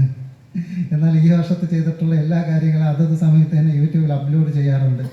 തീർച്ചയായിട്ടും ഈ സുവിശേഷ കൺവെൻഷനിലേക്ക് കടന്നു വന്ന മനുപ്രസാദ് അച്ഛന് സഭയുടെ പേരിലും ഈ 45ാമത് സുവിശേഷ കൺവെൻഷൻ്റെ പേരിലുള്ള നന്ദി ഞാൻ ഈ സമയം അറിയിച്ചുകൊണ്ട് ഞാൻ എൻ്റെ കർത്തവ്യത്തിൽ നിന്ന് വിരമിക്കുന്നു. മനോഹര സുവിശേഷ കൺവെൻഷൻ ക്രമപ്പെടുത്തുവാൻ സഭയ്ക്ക് അനുവാദം നൽകിയ സഭാ കമ്മിറ്റി അംഗങ്ങളുണ്ട്, അതിന് പ്രയത്നിച്ചവരുണ്ട്, അധ്വാനിച്ചവരുണ്ട്, അതിൻ്റെ പിന്നിൽ ചരട് വലിച്ച ഒത്തിരി പേരുണ്ട്. എല്ലാവരെയും സമയം നന്ദിയോടുകൂടെ ദൈവസ്ഥനിൽ ഓർക്കുന്നുണ്ട്. ഇന്ന് പറഞ്ഞ ഒരു കാര്യം കൂടെ ഓർമ്മിപ്പിച്ചുകൊള്ളട്ടെ. മാറ്റങ്ങളുടെ ഒരു ഭവനം നമുക്കുണ്ടാക്കാം, മാറ്റങ്ങളുടെ ഒരു സഭ നമുക്കുണ്ടാക്കാം, മാറ്റങ്ങളുടെ ദേശം നമുക്കുണ്ടാക്കാം. ഞാൻ മാറുമ്പോൾ നീ മാറും എന്ന ചിന്താഗതികളോടുകൂടി സ്വയം മാറി മാറ്റങ്ങളുടെ അനിവാര്യതകൾ തിരിച്ചറിഞ്ഞുകൊണ്ട് ഈ നാളുകളിൽ ഈ അനുഗ്രഹീതമായ പുതിയ വർഷത്തിൽ നമുക്ക് യാത്ര ചെയ്യാം. ഇവിടെ കൃതജ്ഞത പറയുകയുണ്ടായി. നമ്മുടെ ജീവിതത്തിൽ ഞാനൊന്ന് മാറുമ്പോൾ നമ്മുടെ ജീവിതത്തിൻ്റെ മക്കളുടെ ജീവിതത്തിൽ ഒരു മാറ്റം അനിവാര്യമായി അനുഭവത്താൻ നമുക്ക് സാധ്യമാകും. അതിനാൽ പ്രിയമുള്ളവരെ, നമുക്കൊന്ന് മാറാം. നമ്മുടെ ചിന്തകൾക്കൊരു മാറ്റം ഉണ്ടാക്കാം, നമ്മുടെ പ്രവൃത്തികൾക്കൊരു മാറ്റം ഉണ്ടാക്കാം, നമ്മുടെ സമാജ ജീവിതത്തിനൊരു മാറ്റം ഉണ്ടാക്കാം, കുടുംബ ജീവിതത്തിനൊരു മാറ്റം ഉണ്ടാക്കാം, സാമൂഹ്യ രാഷ്ട്രീയ സാംസ്കാരിക തലത്തിലെ ജീവിതത്തിനൊരു മാറ്റം ഉണ്ടാക്കാം. ദൈവകൃപ നമ്മോടൊപ്പം എപ്പോഴും ഉണ്ടായിരിക്കട്ടെ എന്ന് പ്രാർത്ഥിക്കുകയും ആശംസിക്കുകയും ചെയ്യുന്നു. സമാപന പ്രാർത്ഥനയ്ക്കായിട്ട് നമുക്ക് എഴുന്നേൽക്കാം. ദൈവസന്നിധിയെ നമ്മെ തന്നെ പൂർണ്ണമായി സമർപ്പിച്ചുകൊണ്ട് സമാപന പ്രാർത്ഥനയെ നമുക്കൊന്ന് അഭയം പ്രാപിക്കാം. പ്രാർത്ഥന നയിക്കുവാൻ അവരുടെ മനപ്രസാദനെ സ്നേഹത്തോടുകൂടി സ്വാഗതം ചെയ്യുന്നു. പോയ 3 രാത്രികൾ 5 ചിന്തകളിൽ കൂടെ നാം യാത്ര ചെയ്തു. ഈ 5 ചിന്തകൾ ഒരിക്കൽ കൂടെ നമുക്ക് ഓർക്കാം. ആ ചിന്തകൾ എൻ്റെ ഹൃദയത്തിൽ എഴുതുവാൻ തക്കൂതം പരിശുദ്ധാത്മാവിന് ശക്തി തരണമെന്ന് പ്രാർത്ഥിക്കാം. ആ ചിന്തകൾ അനിവാര്യമാണ്. അനിവാര്യതകളുടെ അനുഭവത്തിൽ കൂടി പോകുവാൻ ദൈവശക്തി ഉണ്ടാകട്ടെ എന്ന പ്രാർത്ഥനയോടുകൂടെ കർത്താവിൻ്റെ തൃപ്പാദങ്ങൾ നമുക്ക് അഭയം പ്രാപിക്കാം. നമുക്ക് പ്രാർത്ഥിക്കാം.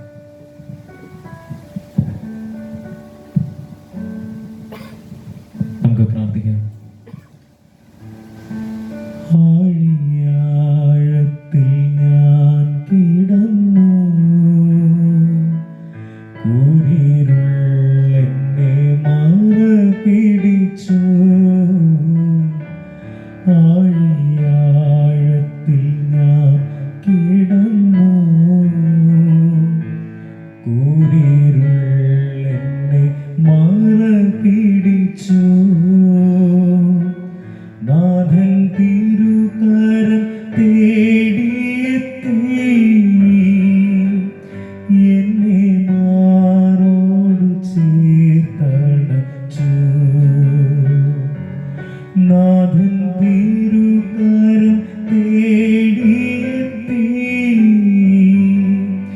എന്നെ മാറോടു ചേർത്തണച്ചു. സർവനന്മകൾക്കും സർവദാനങ്ങൾക്കും ഉറവിടമാം യേശുവേ. സർവനന്മകൾക്കും സർവദാനങ്ങൾക്കും ഉറവിടമാം യേശുവേ. അങ്ങേ ഞാൻ സ്തുതിച്ചിടുന്നു,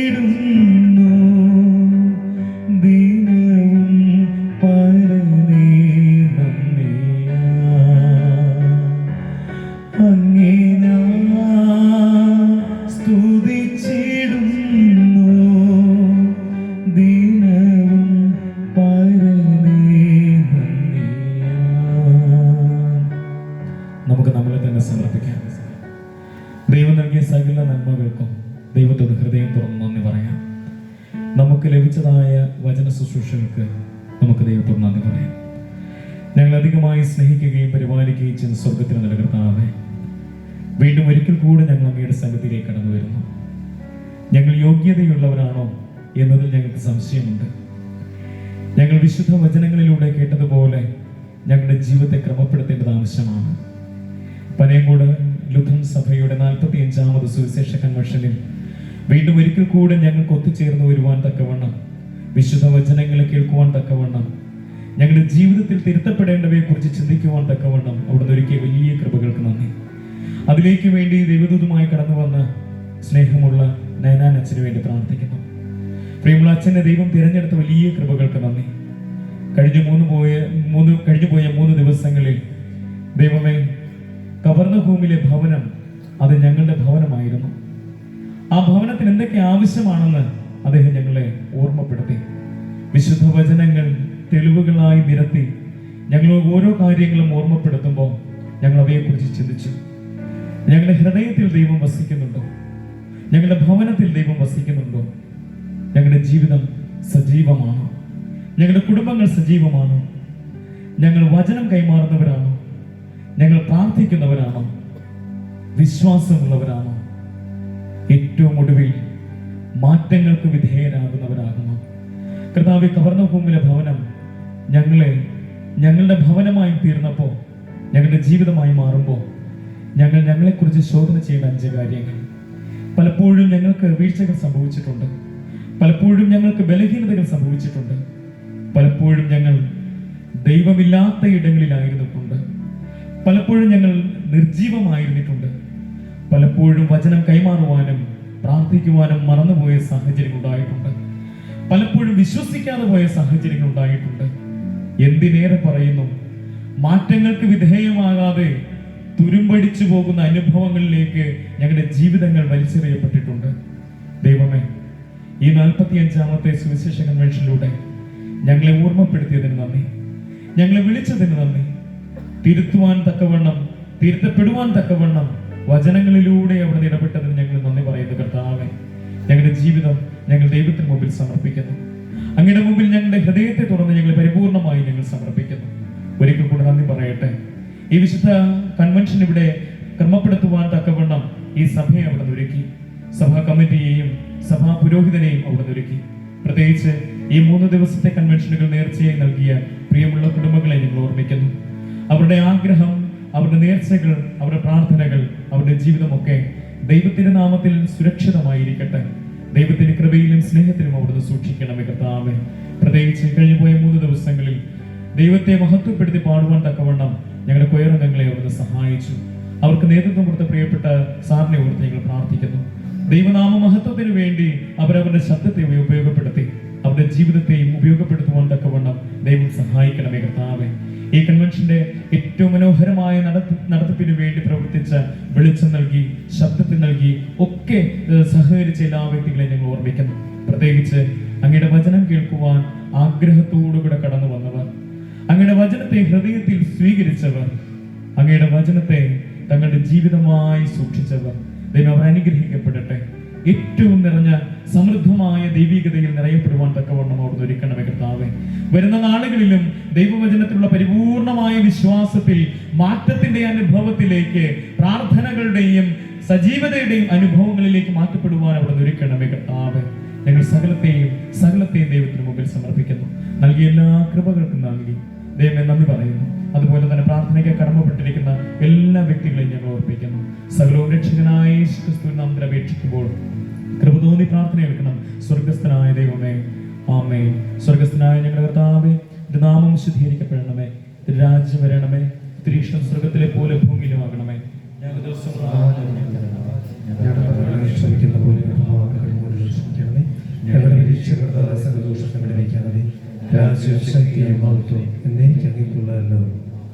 വിശ്വാസത്തോടെ കർത്താവിന്റെ ആശീർവാദം സ്വീകരിക്കാം.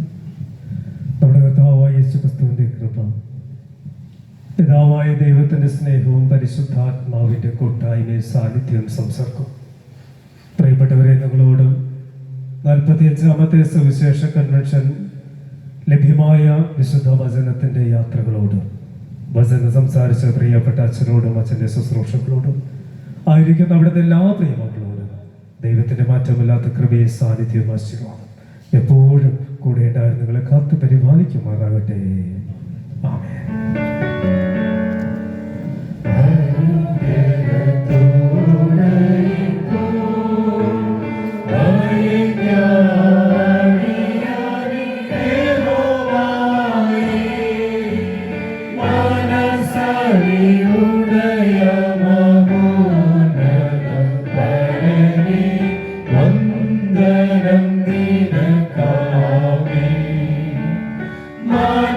മനസരിയുടെ